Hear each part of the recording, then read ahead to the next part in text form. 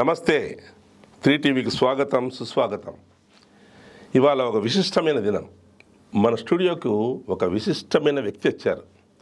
కానీ ఆయన్ను ఎలా అని పరిచయం చేయాలి, ఏ చట్రంలో ఆయన్ను బిగించగలననేది నాకు కాస్త అయోమయంగా ఉంది. ఆయన్నే అడిగి తెలుసుకుందాం. నమస్తే సార్, వెంకటేశ్వరరావు గారు, బాగున్నారా? నమస్తే ప్రతాప్ రెడ్డి గారు, చెప్పండి. మీరు రాజకీయవేత్త, సాహితీవేత్త లేక తత్వవేత్త? నేను రాజకీయంలోకి వచ్చిన నేపథ్యం అనేది చాలా ఇష్టంగా దాన్ని అనుభవించాను. ఆ తర్వాత నన్ను నేను ప్రశ్నించుకోవడం మొదలుపెట్టాను. ఏమని? నేను పబ్లిక్ అంటే రాజకీయ రంగంలో వచ్చిన తర్వాత, అంతకుముందు నేను ఒక డాక్టర్ని. అయితే రాజకీయ రంగంలోకి వచ్చినప్పుడు డాక్టర్గా ఉన్నటువంటి నాలెడ్జ్ చాలదు అని నేను విశ్లేషించుకోవడం మొదలుపెట్టాను. అప్పుడు నాకు ఆ అర్హత లేదు అనిపించింది. ఆ అర్హత లేదు అంటే నాకు ప్రపంచం గురించి, చరిత్ర గురించి, గతాన్ని గురించి, సైన్స్కు సంబంధించినటువంటి ఆవిష్కరణల గురించి ఇవన్నీ తెలుసుకోకుండా నేను ఆ సీట్లో కూర్చోవటం అనేటటువంటిది భావ్యమా? ఆ నేపథ్యంలోనే నేను పుస్తకాలు కలెక్ట్ చేసుకోవటము, వీలైనప్పుడు చదువుకోవటము, అలా నాలెడ్జ్ డెవలప్ చేసుకుంటా వెళ్ళినటువంటి నేపథ్యం నాది. ఆ తర్వాత ఖాళీ సమయం వచ్చింది నాకు 2000 తర్వాత. ఆ సమయంలో నాకు అనిపించింది, నాలాగానే మిగతా శాసనసభ్యులు, పార్లమెంట్ సభ్యులు చాలామంది ఉన్నారు అనేది అనిపిస్తూ ఉంది. ఆఖరికి మంత్రులు, ముఖ్యమంత్రులు చేసిన వాళ్ళకు కూడా ఈ విషయాలు తెలుసా లేదా అని అనుమానం వచ్చి, నేను నేర్చుకున్నది, నేను అవగాహన చేసుకున్నది ఒక అక్షర రూపం ఇచ్చి దాన్ని రచన రూపంలో కనుక వచ్చినట్లయితే అది భావితరాలకి అలా రికార్డుగా ఉండిపోతుంది. అది చదివారా లేదా అనేటటువంటిది కాకుండా నాకు తృప్తి, నేను ఆ కార్యక్రమం చేయటం అనేటటువంటిది నాకున్నటువంటి ఆ సమయాన్ని వెచ్చించుకుని తప్పకుండా అది రికార్డ్ చేసి వెళ్ళాలి అని నేను అనుకుని మొదలుపెట్టినటువంటి రచనలు ఇవి. సో ఏ రచన చూసినా కూడా ఆ నేపథ్యంలో రేపు శాసనసభ్యుడో, మంత్రో, లేకపోతే ఇంకొక వ్యక్తో అయ్యేటటువంటి వ్యక్తికి అంతా క్రోడీకరించి ఒక చోటకి తీసుకొచ్చి, ప్రపంచం అంతా కూడా ఒక చోటకి తీసుకొచ్చి, పాలనా విధాల అన్నవండి, లేకపోతే ప్రపంచాన్ని గతిని మార్చినటువంటి నాయకత్వము, తత్వవేత్తలు, వీళ్ళందరినీ తీసుకొచ్చి ఒక చోటకి పెట్టి అక్కడ వదిలేయాలి నేను. ఇది నా లక్ష్యం. అంటే మీ అంతర్మదనం ఒక క్షీరసాగర మదనం లాంటిది. ఏమైనా అనుకోండి, ఒక రకంగా ఆ రకమైనటువంటి వాతావరణంలో నాకు ఇది ఎలా కుదిరింది అనేది నాకు ఆశ్చర్యం. మీరు అన్నారు, మీరు తత్వవేత్త లేకపోతే సాహిత్యవేత్త, అవి రెండు మాత్రం కాదు. నేను ఒక చేసుకున్నటువంటి అవగాహనకి ఒక రూపం ఇవ్వటానికి ఒక ప్రయత్నం చేసి నా తృప్తి కోసం నేను చేసినటువంటి రచనలుగా నేను భావిస్తాను. కానీ నేను ఆ స్థాయిలో మనిషిని అని చెప్పి నేను మాత్రం భావించట్లేదు. అంటే స్థాయి చదివే రీడర్స్ డిసైడ్ చేస్తారు. బహుశా మీరు are trying to keep your self in a low profile. కానీ మీరు రాసిన అన్ని పుస్తకాలు, ఇప్పుడు ఒక చరిత్ర, కొన్ని నిజాలు, తెలుగువారి చరిత్ర, వేర్పాటువాదము, ప్రపంచతత్వం, నాయకత్వం, ప్రపంచ దేశాలు, పాలనా వ్యవస్థలు, ఇటీవలే ప్రపంచ చరిత్ర, ఇన్ని పుస్తకాలు రాయడానికి ఓర్పు కావాలి, దానికి తగినంత నాలెడ్జ్ కావాలి, తగినంత సమయం కేటాయించాలి. మీరు రాజకీయాల్లో ఉంటూ కూడా ఇవన్నీ ఎలా చేయగలిగారని మాకు ఆశ్చర్యం కలుగుతుంది. నాకే ఆశ్చర్యం కలుగుతుంది ఒక్కోసారి. కాకపోతే నాలో ఉన్నటువంటి ఆ కసి ఏంటంటే, అదే వీళ్ళంతా ఒక దానికి ఫార్వర్డ్గా నేను రాసుకున్నాను. వాళ్ళు రాజకీయాలు అని అంటే ఎమ్మెల్యే అవ్వటం, ఎంపీ అవ్వటము, డబ్బు సంపాదించడం, మళ్ళీ ఖర్చు పెట్టడం, వనరులన్నీ కూడా దోసుకోవటము, అధికారుల మీద పెత్తనం చెలాయించడం, విలాసవంతమైన జీవితం గడపడం, టీవీల్లోనూ వాటిలోనూ కనపడటం, ఇవి చేస్తున్నటువంటిది నాకు కొంచెం అసహ్యం ఒక రకంగా అనిపించింది. అదే ఇంగ్లీష్లో అంటారు కదా, politics is the last resort of a scoundrel అని. అలా అనిపించిందా? అనిపించింది. అయితే politics is the driving force for any development, for any ముందుకు వెళ్ళటానికి, ప్రపంచం గమనం ముందుకు వెళ్ళటానికి అధికారం అంటే మళ్ళీ పాలిటిక్స్, అధికారంలో ఉండటం అనేటటువంటిది ఇది చాలా అవసరం. అందుకే దాని గురించి కూడా రాశారుగా. ప్రపంచ తత్వం, నాయకత్వంలో ఒక 50 మందిని ఎంపిక చేసుకొని వారి గురించి రాశారు. భావి తరాల వారికి వాళ్ళు ఎలా ఉపయోగపడతారనే ఒక ఉద్దేశంతో రాశారనుకుంటాను నేను. తత్వవేత్తలు, దాన్ని ఫాలో చేస్తూ ప్రపంచంలో ఇప్పుడు ఒక ప్లేటో, ఒక అరిస్టాటిల్, ఒక రూసో, ఒక కార్ల్ మార్క్స్ ఇటువంటి వాళ్ళు రాసినటువంటి వాటి నుంచి మళ్ళీ ఒక లెనిన్, లేకపోతే ఒక బొలీవియరో, లేకపోతే ఒక జార్జ్ వాషింగ్టనో, లేకపోతే ఒక అబ్రహాం లింకనో, లేకపోతే ఇంతమంది ఒక పార్క్ చుంగియో, లేకపోతే ఒక కెమెల్ పాషాయో, వీళ్ళందరూ ఆ దేశంలో పరిస్థితుల్ని దృష్టిలో ఉంచుకొని అక్కడ మార్పు తీసుకురావడానికి, ఆ దేశాలని ఉన్న స్థితి నుంచి ముందుకు తీసుకువెళ్ళటానికి, గతిని మార్చడానికి చేసిన కృషి ఉందే, ఇది మినిమం మనకు తెలుసుకోవాల్సిన అవసరం ఉన్నది. నేను పార్క్ చుంగి అంటే కొరియాని మనం చూస్తున్నాం, చిన్న దేశము, ఒక శాంసంగ్ లేకపోతే ఒక మామూలు కంపెనీలు కాదు, అది చిప్స్ గిప్స్, ఇప్పుడు కంప్యూటర్స్ మొత్తం అంతా కూడా అక్కడ తయారు కంపెనీల ప్రపంచంలో. అది మరి చిన్న దేశము, అది ఎట్లా ఆ రకంగా వచ్చిందని అంటే ఒక మనిషి దాని వెనకమాల ఉన్నాడు అనేటటువంటిది అలా అనిపించింది. అలానే మనకి ఫ్రెంచ్ విప్లవం, రూసో, మాంటెక్స్ వాళ్ళ రచనలతోటి ప్రభావితం చెందినటువంటి ప్రపంచం అభివృద్ధి చెందించింది అనేటటువంటిది. ఇలా వాటిని నాకు తెలుసుకున్నాను, ఆ తెలుసుకున్న దాన్ని అక్షరరూపం తీసుకురావడానికి ప్రయత్నం చేశాను. నాకు తృప్తినిచ్చినటువంటి, నేను ఇన్ని సంవత్సరాలు రాజకీయాల్లో ఉన్నా డెఫినెట్గా అది ఒక తృప్తి ఉంది. ఎందుకంటే నా రాజకీయ జీవితంలో నేను ఎక్కడా కూడా మాట అనిపించుకోకుండా 10 మందికి, జనాలకు కానివ్వండి, ఆ ప్రాంతాలకు కానివ్వండి చేసినటువంటి సహాయం నాకు తెలుసు. అదొక తృప్తి ఉంది. మచ్చ లేకుండా అనేటటువంటిది అంతర్గతంగా నేను తీసుకున్నటువంటి ఒక నిర్ణయము. దాన్ని చివరి వరకు నేను వీలైనంత వరకు ఎటువంటి ఇబ్బంది లేకుండా చేయగలిగాను. అయితే ఈ రచనలు ఇవి అనేటటువంటిది ఇచ్చినటువంటి తృప్తి, ఒక కాన్ఫిడెన్స్ నాకు మచ్ మోర్ వాల్యుబుల్ అనేటటువంటిది ఇవాళ ఉన్న స్థితిలో నాకు అనిపిస్తుంది. మానసిక సంతృప్తి బహుశా మిమ్మల్ని ఇంకా ముందుకు తీసుకెళ్తుంది అనిపిస్తుంది రచనా వ్యాసంగంలో. తర్వాత మీరు అటు సోక్రటిస్ నుంచి ఇటు సద్దాం హుస్సేన్ వరకు, ఇటు ఇండియా నుంచి అటు ఇండోనేషియా వరకు ఒక 50 మంది ముఖ్యమైన నాయకులను చరిత్రలో ఎంచుకున్నారు. ఏంటి దానికి మీ ప్రాతిపదిక ఏంటి? ఎలాంటి వాళ్ళు కావాలనుకున్నారు? ప్రపంచం ఉంది. ప్రపంచం మనకి 2000 సంవత్సరాలు లేదా ఇంకొక 1000 సంవత్సరాలు బీసీ నుంచే మనకు ఒక చరిత్ర లేకపోతే ఒక ఆధారము కనపడతా ఉంటుంది. అంతకు ముందుది 1000 సంవత్సరాలది ఉన్నా కూడా ఈ దీనిలోనే మనకి మార్పులు చేర్పులు మనకి ఎక్కువ కనపడతా ఉంది ప్రపంచంలో.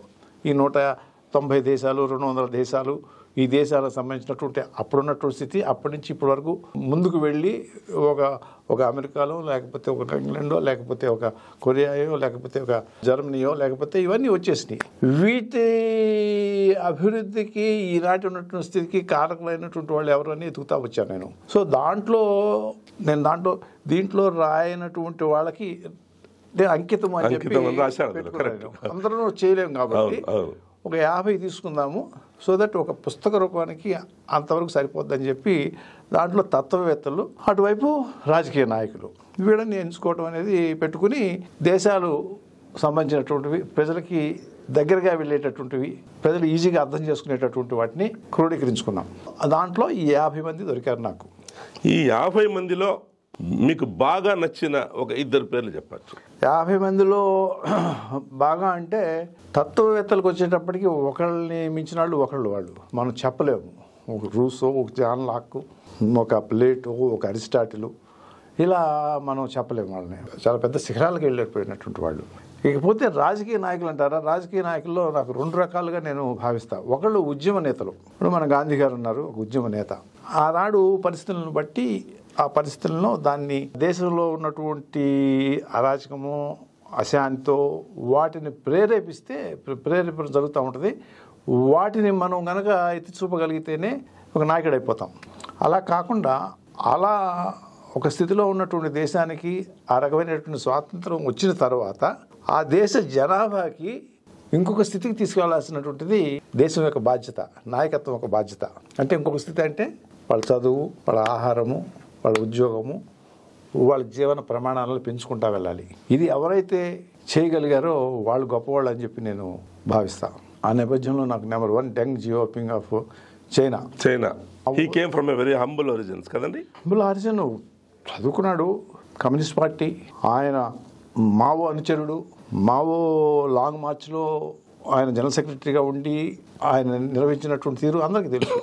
అయినప్పటికీ మావో అధికారంలోకి వచ్చిన తర్వాత మావో ఆలోచనలు, లీప్ ఫార్వర్డ్ అని ఒకటి, తర్వాత కల్చరల్ రెవల్యూషన్, ఇవన్నీ ఆయనకి నచ్చనటువంటి పరిస్థితుల్లో విభేదిస్తున్నటువంటి నేపథ్యంలో ఆయన్ని ఒక చిన్న ఫ్యాక్టరీలో మారుమూల గ్రామంలో ఆయనకి ఒక సైకిల్ ఇచ్చి ఒక ఫ్యాక్టరీలో ఒక వర్కర్గా పంపించారు.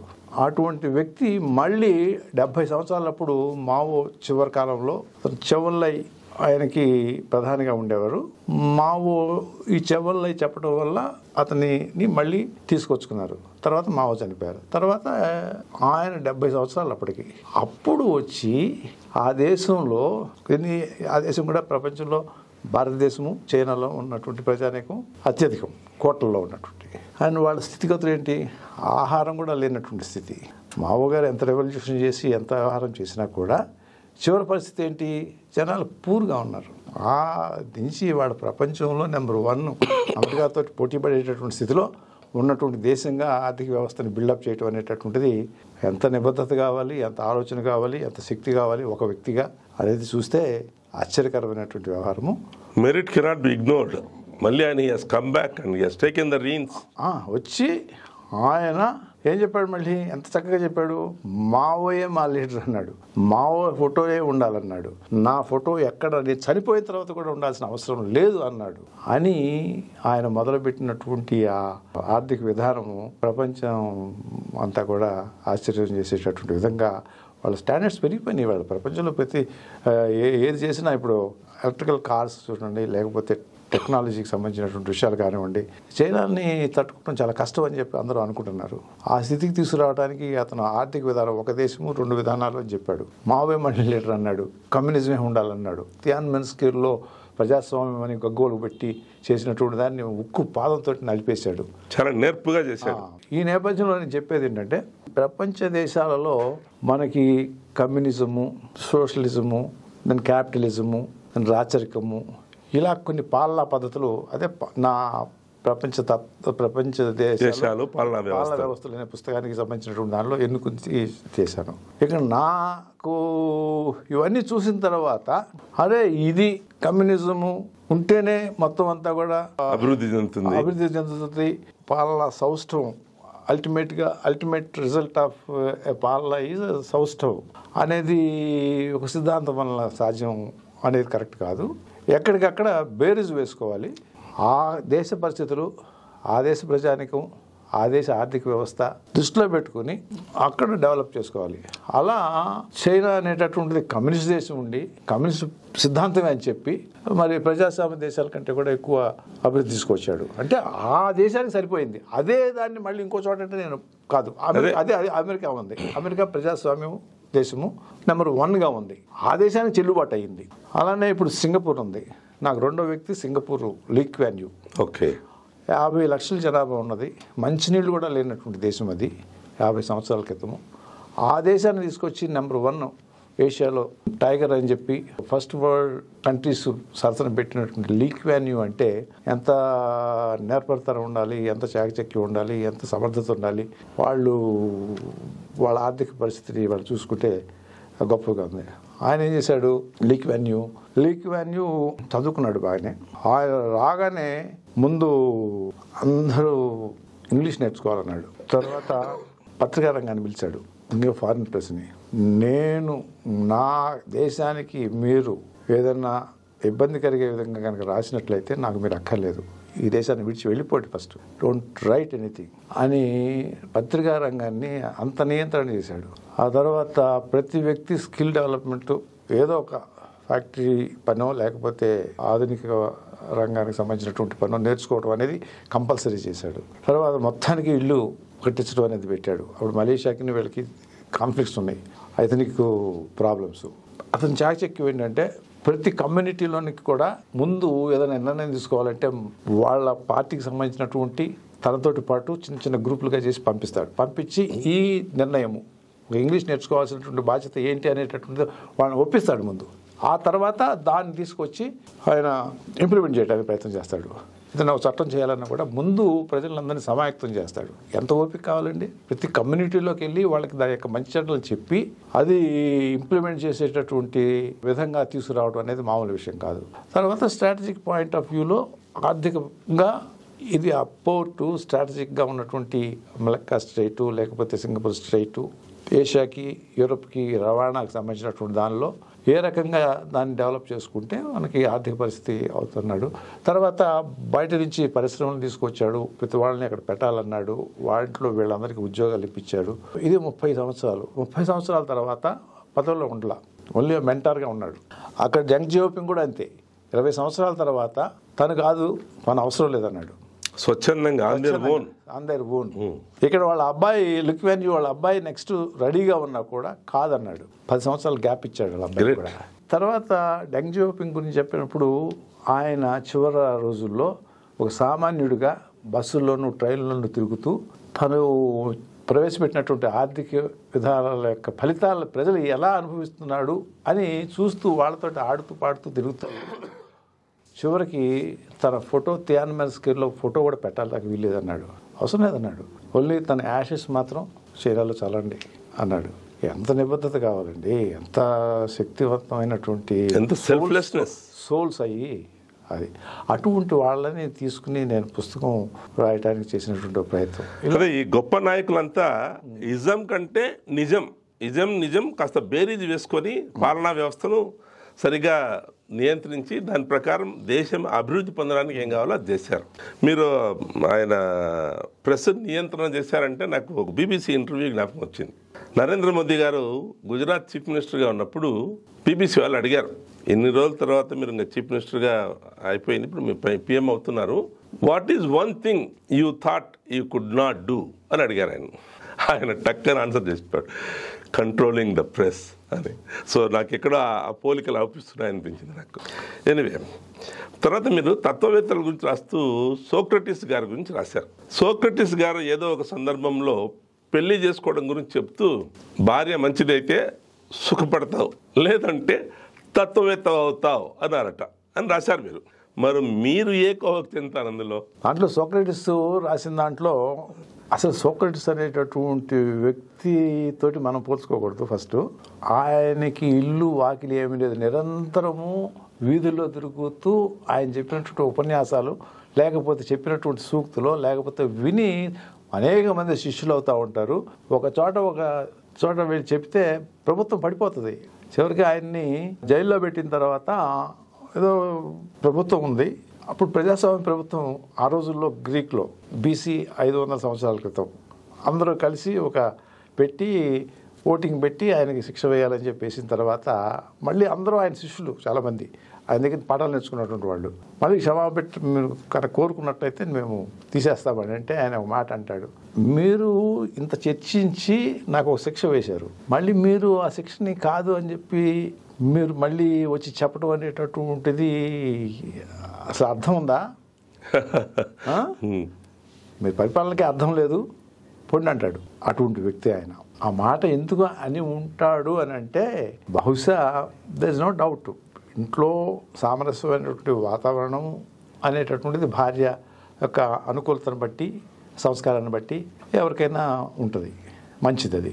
ఈయన ఎంతవరకు మంచిదంటే ఈయన కుటుంబాన్ని పట్టించుకోకుండా, భార్యను పట్టించుకోకుండా తన రచనలో, తన వ్యాసంగము, తన ఆలోచనలో చెప్పుకుంటూ పోయేటటువంటి పద్ధతుల సందర్భంలో కూడా ఆవిడ అనుకూలంగా ఉందనుకోండి, ఇది సరిపోతుంది.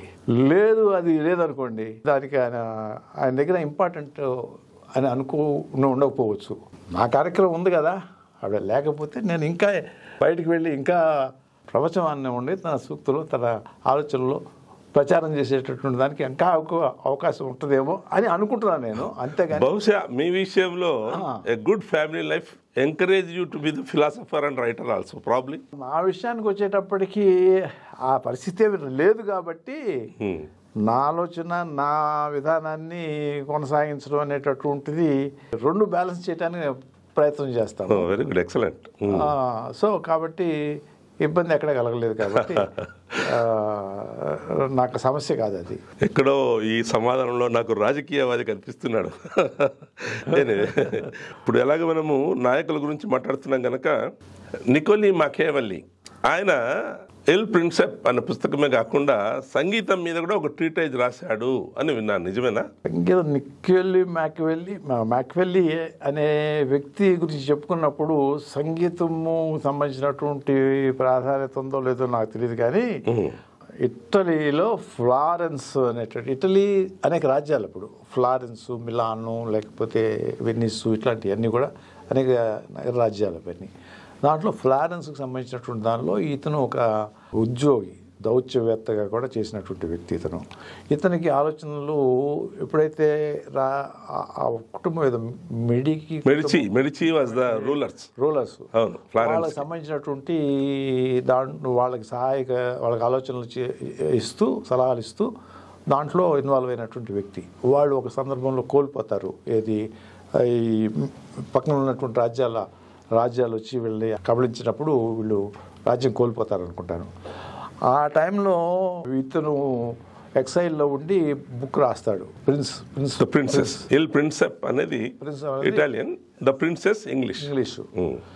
సో బేసిక్గా ఏంటంటే మెకియవెల్లీకి సంబంధించినటువంటి మెకియవెల్లిజం అయిపోయింది అది. మెకియవెల్లిజం ఆయన ఆలోచనలకి ఒక వర్డే వచ్చేసింది. అంటే ఏంటి, by hook are cook power అనేటటువంటిది నువ్వు తీసుకోవాలి. అంటే ఆయన ఉద్దేశంలో ఇది తర్వాత మంచి జరగడానికనే అనుకుందాం, రాజ్యాన్ని సక్రమైనటువంటి రీతిలో పరిపాలించడానికి, ప్రజలకి ఆ యొక్క ఫలితాలని అందించడానికి అని అనుకుందాము. కానీ అధికారం సంపాదించుకునేటటువంటి దానిలో నువ్వు హింస కూడా ఏమీ వెనకాడొద్దు, క్రికెట్ విధానాలు కూడా వెనకాడొద్దు. ఇది మీకు ఒకసారి గమనించినట్లయితే ప్రపంచంలో లేదా మన దేశంలో ప్రతి రాజకీయ నాయకుడు ఇవాళ ఉన్నటువంటి స్థితిలో అవలంబిస్తున్నటువంటిదే. ఏదైనా సరే అధవ పని అయినా చేసి అధికారంలోకి రావాలి, డబ్బులు పంచైనా, లేకపోతే చంపైనా, లేకపోతే అబద్ధాలు చెప్పైనా, అలాగా అవతరాలను పడగొట్టేసేసి అధికారంలోకి రావటం అనేది మెకియవెలిజం అనేటటువంటి దాన్ని ప్రోత్సాహం. దీనికి ఇందిరాగాంధీ అని చెప్తారు, ఎమర్జెన్సీ మెకియవెలి. ఎట్లాగైనా అధికారంలోకి ఉన్నది. సుప్రీంకోర్టు తీర్పిచ్చినా కూడా ఎమర్జెన్సీ పెట్టుకొచ్చి తీసుకొచ్చారు. ఇంకా అలా చెప్పాలంటే ప్రతి వాళ్ళు ఇవాళ రాగానే డబ్బులు సంపాదించుకోవటం, ఆ డబ్బుల్ని పెట్టి ఓట్లు కొట్టడం, తీసుకురావడం, అధికారంలోకి రావడం. తర్వాత వీళ్ళు మంచి చేస్తున్నారా లేదని తర్వాత సంగతి, అది అందరికీ తెలుసు. ఎంతవరకు చేస్తున్నారు చేయొచ్చు కొంతమంది ఎంతవరకు చేస్తున్నారు అనేది మనం జడ్జి చేసుకోవాల్సినటువంటి అవసరం ఈనాడు ఉంది. సో ఈ మెకియవెలిజం అనేటటువంటిది తెలియకపోవచ్చు వీళ్ళెవరికి కూడా, కానీ మెకియవెలిజంనే ఫాలో అవుతున్నారు అనేది నా రీడింగు. అది ఆ మెకియవెలిజం 13th centuryలో అనుకుంటాను, అది ఇటలీలో. అదే లియో స్ట్రాస్ అంటాడు, మెకియవెల్లి దౌర్జన్యాన్ని సపోర్ట్ చేశాడు అంటాడు. రూసో అంటాడు, the discourse or Livy, it's more of a satire అంటాడు. Harrington no he has unveiled the enlightened republicanism అంటాడు. మెకియవెల్లి ఏమంటాడు, ఎండ్ జస్టిఫైస్ ద మీన్స్.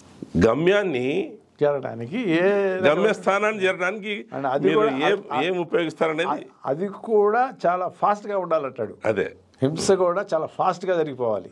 బహుశా మనకు అంతర్జాతీయంగా ఆయన ఎవరు, south Korea, Park Chunghee is I think he illustrates probably he fits in to that. చాలా మంది ఫిట్ అవుతారు, మీకు చాలా మంది ఫిట్ అవుతారు. మీరు ఇందిరాగాంధీ గురించి చాలా మంది ఫిట్ అవుతారు. Park Chung he for the betterment of the country, there is no doubt about it.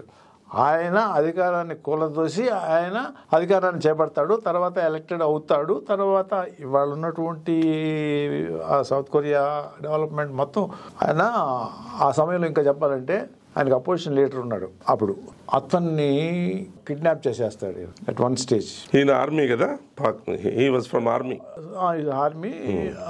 అంటే హీ వాజ్ ద ప్రెసిడెంట్ అప్పటికే. అపోజిషన్ లీడర్ ఇతని గురించి ఎక్కువ మాట్లాడుతున్నాడు అని చెప్పేసి after getting in to power అతన్ని హోటల్లో బంధించేసి తీసుకెళ్ళిపోయారు. తీసుకెళ్ళిపోయిన తర్వాత అప్పుడు అమెరికా ఈ ఇంటర్నేషనల్ ప్రెషర్ తోటి మళ్ళీ పెడతాడు. తర్వాత అతను చెప్తాడు, పాక్ చుంగ్ చనిపోయిన తర్వాత, ఇవాళ చూసేటటువంటి కొరియాకి అంతటికి Pak చుంగ్ he's only the responsible అంటే అభివృద్ధికి. ఇవాళ సౌత్ కొరియాలో చూసేటటువంటి డెవలప్మెంట్, అభివృద్ధి మొత్తం అంతా పాక్ చుంగ్ హీ వల్లనే జరిగింది అని అతను చెప్తాడు. సైద్ధాంతికంగా విభేదాలు ఉన్నా కూడా ఆయన చేసిన మంచి పని ఆయన ఆల్మోస్ట్ చంపడానికి ప్లాన్ చేసినటువంటి పరిస్థితి అది. అయినా కూడా నిజం చెప్తున్నాడు ఆయన. మెకియవెలిజం మనం మీరు అన్నారు కాబట్టి తీసుకొచ్చుకోండి కావాలంటే. కానీ మన దరిదాపులు ఏమైనా అలాంటి ఉదాహరణలు ఉన్నాయా? అంటే మన దరిదాపులు ఇక్కడ ఇవాళ దేశంలో పరిస్థితి ఏంటంటే, అపోజిషన్లోకి వచ్చిన తర్వాత ఎవడు కూడా ఉన్నటువంటి ప్రభుత్వాన్ని యాక్సెప్ట్ చేయడు. ఏదైనా ఒక చట్టం తీసుకురాకపోతే విభేదించడమే. మళ్ళీ వీళ్ళు కనుక అధికారంలోకి వస్తే మళ్ళీ అదే పని వీళ్ళు చేస్తారు. ఇది రొటీన్ అయిపోయింది ఇక్కడ. ఇది చూస్తే విలువలు చాలా తగ్గి రాజకీయం అనేటటువంటి జరుగుతుందనడానికి అనేక ఉదాహరణలు మనం రోజు చూస్తూనే ఉంటాం. పార్లమెంట్ చూస్తూ ఉంటే మనకు తెలిసిపోద్ది. జిఎస్టీ తీసుకొచ్చినటువంటి ప్రభుత్వం తర్వాత కోల్పోయిన తర్వాత జిఎస్టీ కాదంటది. జిఎస్టీ వద్దన్న ప్రభుత్వం మళ్ళీ జిఎస్టీ తెచ్చింది కూడా అలా ఉంటుంది. కాకపోతే ఒకటి మాత్రం సంతోషం ఏంటంటే ఒప్పుకోకపోయినా 91లో మన్మోహన్ సింగ్ గారు ఫైనాన్స్ మినిస్టర్గా ఉన్నప్పుడు తెచ్చినటువంటి ఆ రిఫార్మ్స్, సంస్కరణలు, ఆర్థిక సంస్కరణలు, ఏది రూపాయి విలువ తగ్గించాడు ఆ రోజున. తర్వాత ఎగ్జిమ్ స్క్రిప్ట్ అని ఎక్స్పోర్ట్ ప్రమోట్ చేశారు. ఇన్కమ్ ట్యాక్స్ మొత్తం తగ్గించాడు. లైసెన్స్ రాజ్యాన్ని కూలగొట్టాడు, తీసేసాడు. నేను ఆ రోజు పార్లమెంట్లో ఉన్నా. నేను ఆయన ఫైనాన్స్ మినిస్టర్గా ఉన్నప్పుడు అవి మాత్రం ఏ ప్రభుత్వం వచ్చినా దాన్ని తాగట్లా. దాన్ని కొద్దిగా ఏదో టింకరింగ్ చేస్తున్నారే కానీ ఏ ప్రభుత్వం వచ్చినా, తర్వాత వచ్చిన వాజ్పేయి ప్రభుత్వం కానివ్వండి, తర్వాత వచ్చినటువంటి మన్మోహన్ సింగ్ కాంగ్రెస్ ప్రభుత్వం కానివ్వండి, ఇక ఎవరు వచ్చినా కూడా వాటి యొక్క ప్రభావమే ఈరోజు దేశం, ఇండియా ప్రపంచ దేశాల్లో ఒక స్థాయికి వెళ్ళగలిగిందనే దానిలో నేను silent reforms they have retained. మంచి పని ఇది మన దేశానికి. Very good. తర్వాత ఇండియన్ పాలిటీషియన్స్లో ఎవరైనా ఒక్క వ్యక్తిని మీరు చెప్పాలనుకుంటే మ్యాకివెల్లీ లాగా ఎవరైనా మీకు తడతారా? మ్యాకివెల్లీ లాగా అనేటటువంటిది, మ్యాకివెల్లీ అనే సిద్ధాంతము అందరూ ఫాలో అవుతున్నారని నేను చెప్తాను. అది అలా చెప్పడానికి లేదు. మన్మోహన్ సింగ్ గారి గురించి సంబంధించినటువంటి విషయంలో నేను 91లో నేను ఫస్ట్ టైం పార్లమెంట్కి వెళ్ళాను. ఆయన ఫైనాన్స్ మినిస్టరే. ఒక స్టేట్మెంట్ ఇచ్చాను ఆ రోజున. హిందుస్థాన్ టైమ్స్ వాళ్ళు ఫస్ట్ టైం ఎలక్ట్ అయినటువంటి ఎంపీలని పార్లమెంట్ జరిగేటప్పుడు ఇంటర్వ్యూ చేసి ఫ్రంట్ పేజీలో బాక్స్ ఇస్తారు. నేను తెలుగుదేశం పార్టీ తరఫున ఎన్నికైనటువంటి వ్యక్తిని. అక్కడ మన్మోహన్ సింగ్, పివి నరసింహారావు గారు కాంగ్రెస్కి సంబంధించినటువంటి వ్యక్తులు. అప్పుడు ఒక స్టేట్మెంట్ ఇచ్చాను నేను. అన్యాపదేశంగానే ఆ రోజు ఇచ్చా. మన్మోహన్ సింగ్ కనుక ఎప్పుడైనా ప్రధాని అయితే దేశానికి, ఆయన ఉన్నటువంటి పార్టీలో నేను ఉండటానికి నేను సంతోషిస్తానని చెప్పి, తెలుగుదేశం పార్టీ ఎంపీగా ఉంటూ బద్ధవైరం ఉన్నటువంటి కాంగ్రెస్కి సంబంధించినటువంటి వ్యక్తిగా మన్మోహన్ సింగ్ ఉన్నప్పుడు ఇచ్చినటువంటి స్టేట్మెంట్. ఆ స్టేట్మెంట్ అది పట్టుకొచ్చి మాకు ఉపేంద్ర గారు, అప్పుడు parliament party leader, NT Rama Rao garu నా మీద కంప్లైంట్ చేశారు. చూసావా మీ అల్లుడు గారు పార్లమెంటుకి పంపిస్తే ఇటువంటి స్టేట్మెంట్ ఇచ్చారని చెప్పి. అఫ్కోర్స్ ఆయన ఏం అనలేదు అనుకోనివ్వండి, నన్ను అడగలేదు. కానీ తర్వాత 2004లో ఆయన ప్రధానమంత్రి అయినప్పుడు నేను ఆ పార్టీలోకి వెళ్ళటం అనేది చాలా యాదృచ్ఛికం జరిగింది. ఆ రోజు ఎట్లా అన్నాను, ఈరోజు ఎట్లా జరిగింది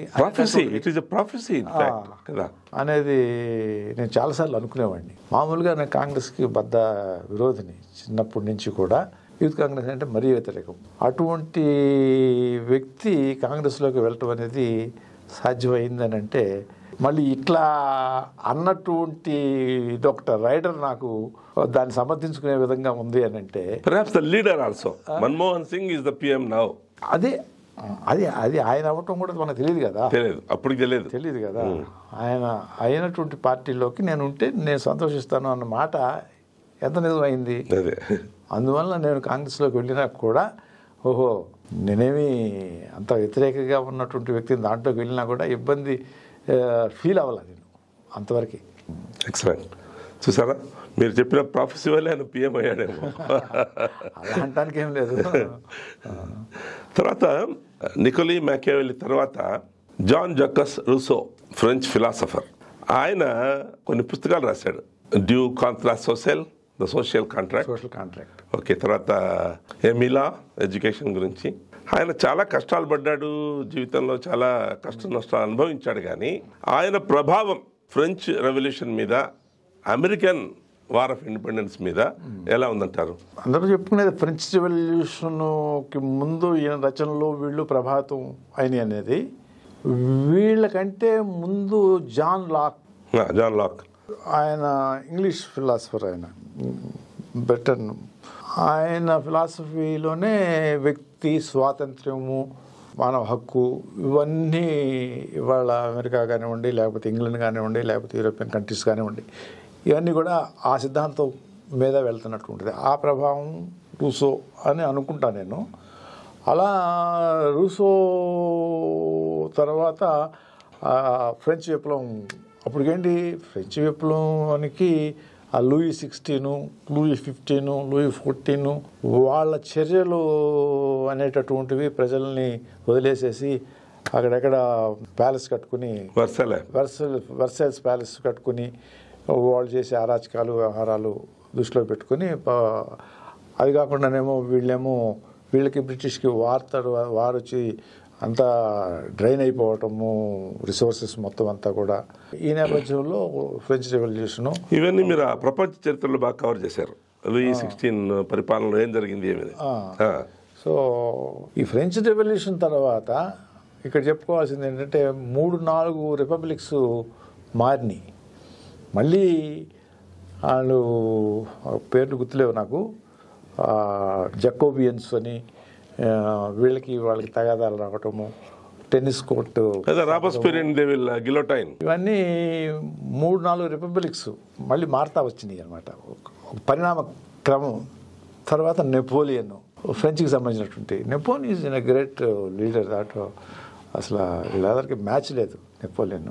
మీకు క్రిమినల్ కానివ్వండి, సివిల్ లా కానివ్వండి క్రోడీకరించినటువంటిది నెపోలియన్ అంటారు. బ్యాంకింగ్ సిస్టమ్ నెపోలియన్ అంటాడు. ఫ్రెంచ్ని ఒక స్థాయికి తీసుకెళ్ళినటువంటి నెపోలియన్. సో ఆ రకంగా ఇన్స్పైర్ చేసినటువంటి సోషల్ కాంట్రాక్ట్ అనేటటువంటి పుస్తకానికి సంబంధించినటువంటి విషయంలో ప్రభుత్వము, ప్రజలు వీళ్ళకి ఒక అవగాహన, ఇది చట్టాలు ఇవన్నీ చేసి ఒక కాంట్రాక్ట్, వీళ్ళు ఆ కాంట్రాక్ట్లో పరిపాలన చేసేవాళ్ళు, పరిపాలింపబడేవాళ్ళు ఆ లోబడి ఉండాలి అనేటటువంటిది ఆయన బేసిక్గా ఒక సిద్ధాంతపరంగా తీసుకొచ్చినటువంటిది. ఇవాళకి కానీ ఎక్కడికైనా కానీ ఎప్పుడైనా కానీ చెప్పుకునేది అదే కదా. ప్రభుత్వాలన్నీ కూడా ఎందుకు ఉండాలి? ప్రజాస్వామ్యం అదుపు ఆజ్ఞలలో లేని ప్రజాస్వామ్యము, ఎవరు మన ప్లేటో చెప్తారు, అనేది అదుపు ఆజ్ఞలలో లేనటువంటి ప్రజాస్వామ్యం. ఇప్పుడు లీక్వాని ప్రజాస్వామ్యం, కానీ అదుపు ఆజ్ఞలలో పెట్టినటువంటి ప్రజాస్వామ్యం.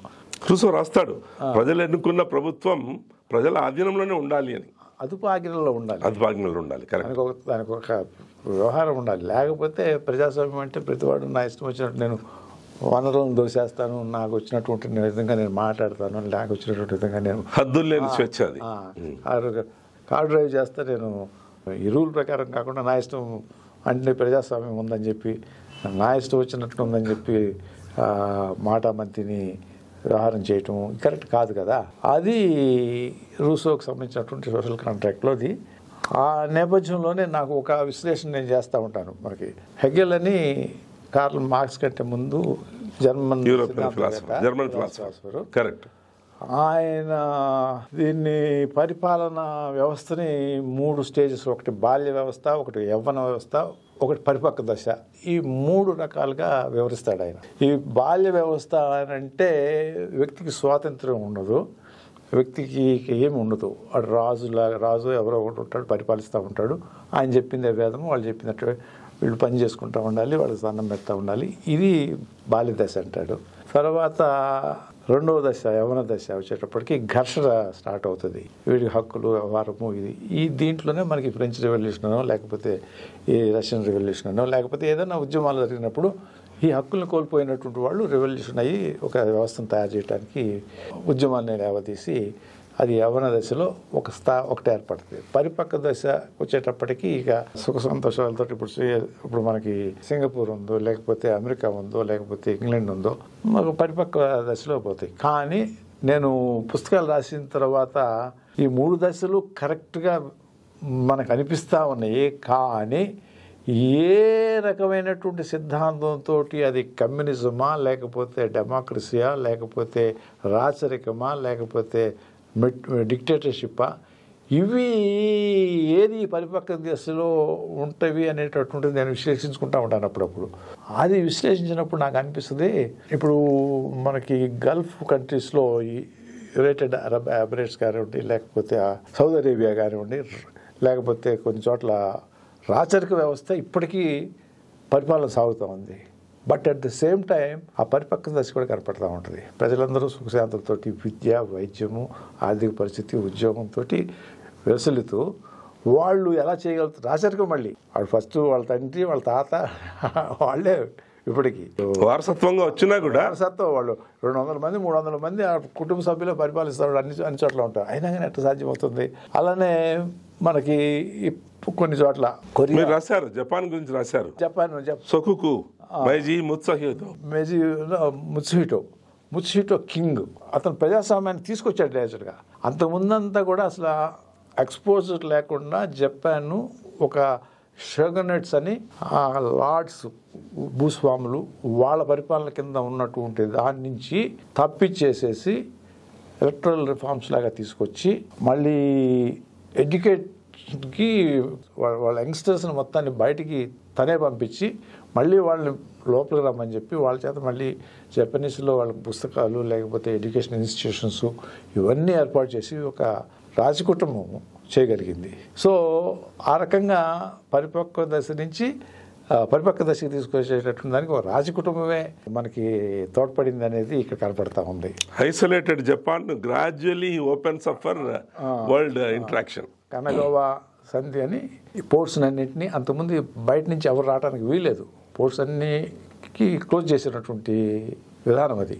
దాని నుంచి అమెరికా నుంచి వస్తాడు పెరి, అమెరికా నుంచి మొదటి పర్మిషన్ తీసుకుంటారు, తర్వాత పోర్ట్స్ని ఓపెన్ చేస్తారు.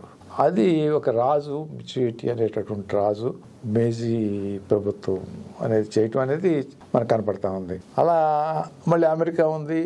అమెరికా ప్రజాస్వామ్య పరిపక్వత అక్కడ ఇంగ్లాండ్ నుంచి వెళ్ళి 200-300 సంవత్సరాల్లోనే వాళ్ళు విశాలమైనటువంటి ప్రపంచాన్ని సృష్టించుకున్నారు. మధ్యలో బానిసత్వము ఇవన్నీ ఉన్నా కూడా వాటిని అధిగమించుకుని ఆ స్టేజెస్ అన్ని దాటి ఒక పరిస్థితికి వచ్చారు. ఇలా విశ్లేషించుకుంటే మనకి అన్ని రకాల పరిపాలనలు ఎక్కడ ఏది అవసరము, ఏది ఎప్పుడు అవసరము, ఇవి చాలా కరెక్ట్గా ఆలోచించాలి. ఇప్పుడు ఇండియా ఈ నేపథ్యంలో అడగవచ్చు, మన ఇండియాకి ఏంటి అని ఎవరిని అడగవచ్చు. అంటే నేను విశ్లేషించుకున్నది తప్పు రైటో నాకు తెలియదు, కానీ చైనాకి నేను ఎప్పుడు చైనాకి మనకి ఆల్మోస్ట్ ఒకేసారి స్వాతంత్రం వచ్చినట్లుగా అనుకో, దాదాపు దగ్గరలో వచ్చింది. ముందు సన్నట్సేంది వచ్చినా కూడా తర్వాత మళ్ళీ మావో తర్వాత లిబరేషన్ ఆఫ్ చైనా అంటారు. మనకి 47 అయితే వాళ్ళకి 49 మావో ప్రభుత్వం ఏర్పాటు చేసింది. అప్పుడు వాళ్ళు ప్రజల యొక్క పరిస్థితి ఏంటంటే చాలా poor, economy is very very poor. మనం చాలా పేదరికంలో ఉన్నటువంటి పరిస్థితి. వాళ్ళ జనాభా ప్రపంచంలో దాదాపు 40-50 కోట్ల వాళ్ళు ఉంటే మనం 40-50 కోట్లు ఉన్నాం ఆ టైంలో. ఎక్కువ జనాభా ఉన్నటువంటి ఇంతమందికి సౌకర్యాలు కల్పించడం అనేటటువంటి దానికి ఒక ఆర్థిక విధానం అనేది ఇంపార్టెంట్. అల్టిమేట్గా మనం ఏం చేశారు, మనకి ఒక మిక్స్డ్ తీసుకొచ్చాం. ఇది అటు క్యాపిటలిజము ఇటు సోషలిజము రెండు కలిపి అన్ని ఫ్యాక్టరీసు ప్రభుత్వం నిర్మించే స్టీలు అన్నీ కూడా కొన్ని సోషలిజం అన్నారు. తర్వాత మళ్ళీ క్యాపిటలిజము ఇండివిజువల్స్ పెట్టుకోవచ్చు అని చెప్పి పెట్టారు. ప్రజలకి అన్ని హక్కులు ఉంటాయి, ప్రజాస్వామ్యము ఏదైనా మాట్లాడుకోవచ్చు, ఏదైనా చేయొచ్చు అనేటటువంటిది. ఇవన్నీ కూడా ప్రపంచంలో ఉన్నటువంటి అన్ని రకాలైనటువంటి విధానాలని క్రోడీకరించి మంచి చేయాలనే ఉద్దేశంతో నెహ్రూ గారు కానివ్వండి లేకపోతే వాళ్ళు కానీ చేసి ఉండవచ్చు. కానీ కమ్యూనిస్ట్ పార్టీ ఏం చేసింది, మొత్తాన్ని పని చేయడానికి ఉద్యమించింది. ఒకటే లాంగ్వేజ్, మొత్తం లాంగ్వేజ్ ఒకటే నేర్చుకోమన్నారు, అందరికీ ఒకటే వ్యవహారం అన్నారు, మొత్తం గవర్నమెంటే అన్నారు. స్టీల్ కానివ్వండి, ఇది కానివ్వండి, అది కానివ్వండి. మధ్యలో మావో ఏదో చేయబోయి ఫెయిల్ అయ్యాడు. కాకపోతే ఒక ఆర్డర్ మాత్రం తీసుకొచ్చారు. ప్రజలు ప్రభుత్వం చెబితే వినిపించుకొని ఫాలో చేసేటటువంటి ఒక పద్ధతికి మాత్రం ఆ కంట్రీ సమాయత్తమైంది. అది 20 సంవత్సరాలు పట్టొచ్చు, 15 సంవత్సరాలు పట్టొచ్చు, ఒక జనరేషన్ సఫర్ అయి ఉండొచ్చు. ఇక్కడేమైంది, మనకు స్వాతంత్రం రాగానే అందరికీ స్వాతంత్రం వచ్చేసింది, వినేటటువంటి పరిస్థితి కాదు. ఇక్కడ ఏం చేసాము, ఎవడు దోసుకుంది వాడు, ఎవడో లైసెన్స్ తెచ్చుకోవటం, వాడు కార్లు ఉన్నాయి అనుకోండి ఒకటే పెట్టుకుంటాడు, వాడు పెట్టుకుని మిగతా ఎవడు లేదు, అంబాసిడర్ ఫీడ్ తప్పితే మనకు లేదు. అప్పుడు వాళ్ళకే మొత్తం అంతా రావటం, ఇంకొకటికి వచ్చే ప్రశ్నే లేదు. అలా రెండు కలిపి చేసినటువంటి దానివల్ల మనకి లేట్ అయిందేమో అని అనుకుంటా నేను. I may be wrong, I may be right, but నాకు అనిపించింది. సో ఒక పీరియడ్ వరకు అది తీసుకొచ్చి అక్కడి నుంచి ఓపెన్ చేశారు. టెంగ్ జియోపింగ్ రావడంతో మళ్ళీ ఓపెన్ అయింది. దాన్ని వాడుకున్నాడు. టియానన్మెన్ స్క్వేర్లో జరిగినటువంటిది బయటికి తెలియకపోవచ్చు, కానీ మామూలుగా ప్రభుత్వం అణచలది. 89 అనుకుంటాను అది, డెంగ్ జియోపింగ్. బయటికి అట్లా ఏమి ప్రశాంతంగా కనపడినా మనిషి నిర్ణయం తీసుకుని తొక్కిస్తానన్నాడు. మొత్తం మ్యాకియవెలిజం ఇనవే మొత్తం బెజింగ్ 4 వైపుల నుంచి మిలిటరీ ట్యాంక్స్ని వచ్చారు. 3 రోజులు వారం రోజులు ఈ ట్యాంకర్స్ వస్తూ ఉంటే ఈ రెవల్యూషన్ చేసేటటువంటి యాజిటేషన్ చేసేవాళ్ళు ఈ ట్యాంక్స్ని అడ్డుకోవటము, నానా రభస చేస్తారు. మామూలుగా ఆందోళనకారులు చేస్తారు కదా. అయితే వాళ్ళేమి ఒక బుల్లెట్ కానీ ఏమి చేయొద్దు అన్నాడు. ఫస్ట్ ఓపిక పెట్టాడు, వారం రోజులు ఓపిక పెట్టాడు. తర్వాత కబురు పంపాడు, రేపు కనుక మీరు టెంట్లు తీసేయకపోతే విల్ బి అవుట్, ఫైర్ మాల్ పెడతాయి, ట్యాంక్స్ విజృంభిస్తాయి అని. అంతే, అక్కడికక్కడ పారిపోయారు అంతే అందరూ. లిక్వాన్యూ ఉన్నాడు, సింగపూర్. మనకు తెలుసు సింగపూర్ ఎయిర్లైన్స్ అనేటటువంటిది చాలా పెద్ద ఎయిర్లైన్స్, చాలా చిన్న దేశము, ఎంతో పెద్ద ఎయిర్లైన్స్ని బిల్డప్ చేశారు. వాళ్ళు ఒక 10-15 సంవత్సరాల క్రితం స్ట్రైక్ వెళ్తే ఐ సా ఈజ్ స్పీచ్ ఒకటే అన్నాడు, రేపటి లోపల జాయిన్ అవ్వకపోతే చూశాడు, టైం ఇచ్చాడు, ఒక 15 రోజులు 20 రోజులు. I'm going to close the airline, I will start another airlines, you join otherwise you are losing everything, nothing doing అన్నారు. 3వ రోజు జాయిన్ అయిపోయారు మొత్తం అంతా. అంటే స్ట్రైక్ చేయడం అనేటటువంటిది మీ హక్కు అనుకుంటారేమో, కానీ దానికి ఒక పద్ధతి ఉంది, దానికి పరిస్థితి ఉంది అనేటటువంటిది అసెస్ చేసి రైట్ అయ్యి ఉండొచ్చు. కానీ ఏ స్థితిలో ఒక సింగపూర్ ఎయిర్లైన్స్ నేను బిల్డప్ చేయడానికి ఇన్ని సంవత్సరాలు పట్టింది, 30 సంవత్సరాలు నేను, దాన్ని మీరు ఒక్క రోజులో డిస్ట్రాయ్ చేయడానికి మీరు పూనుకుని నాకు హక్కు ఉంది అని అంటే నేను ఒప్పుకొని అన్నాడు. అదే దండం దశగుణం భవేత్, ultimately that was required.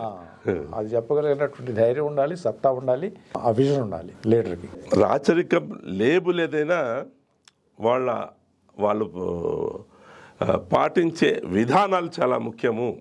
Probably that is the gist of it. ఇప్పుడు ఎమిరేట్స్ ఉన్నాయి, 7 ఎమిరేట్స్, వాళ్ళు అంతే, వాళ్ళు బాగా చదువుకున్నటువంటి వాళ్ళు దుబాయ్ చూడండి, లేకపోతే అక్కడ పోయి చూడండి, ఆర్థిక పరిస్థితి కానివ్వండి, లేకపోతే ప్రజల జీవన విధానం కానివ్వండి, రాజులే 7 ఎమిరేట్స్కి 7 రాజులు, వాళ్ళ కుటుంబాలే వస్తాయి.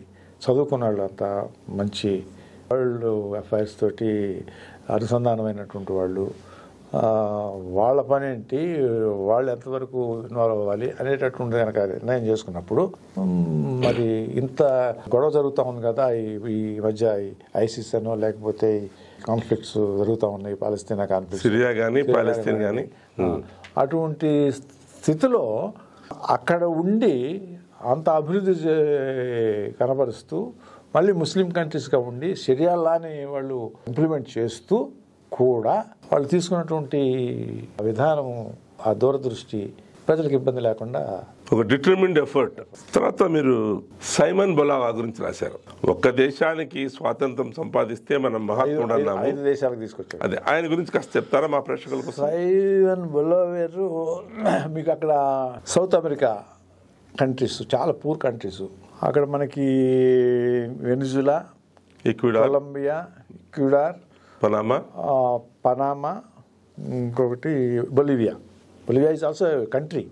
Bolivia is a country. So వీటికి సంబంధించినటువంటి దాన్ని స్పెయిన్, అప్పుడు మనకి బ్రిటిష్ వాళ్ళు ఎట్లాగో వాళ్ళకి ఇక్కడ స్పెయిన్ వచ్చి ఆక్రమణ చేసి వాళ్ళని ఎక్స్ప్లాయిట్ చేయటం అనేటటువంటిది నిత్యకృత్యమైనటువంటి సందర్భం అది. ఆ సందర్భంలో హీఈస్ అ రెవల్యూషనరిస్ట్. ఆయన ఉద్యమ నేపథ్యం, ఆయన చిన్న ఎక్కువ అంటే బయట దేశాల్లో తిరిగి వచ్చాడు. He understood the problem of the country. ఇంకా మొదలుపెట్టాడు. ఆయన చిన్న సైన్యాన్ని తయారు చేసుకున్నాడు. చిన్న తయారు చేసుకుని గొరిల్లా వార్లు అనేటటువంటిది ఈజ్ ఎక్స్పర్ట్. మీకు హోచ్మెన్ కూడా గొరిల్లా వార్లు, వాళ్ళకి ఏంటంటే టెరెన్ అంతా తీసుకుని ఎక్కడ స్ట్రైక్ చేయాలి, ఎక్కడ హైడ్ చేయాలి, ఇవన్నీ చూసుకొని మొదలుపెట్టి ఫైనల్లీ 5 కంట్రీలు వాళ్ళకి బయట స్వాతంత్రం వచ్చేటటువంటి దానికి కారకుడయ్యాడు. వాళ్ళకి ఆయన ఆల్మోస్ట్ దేవుడే అంటారు.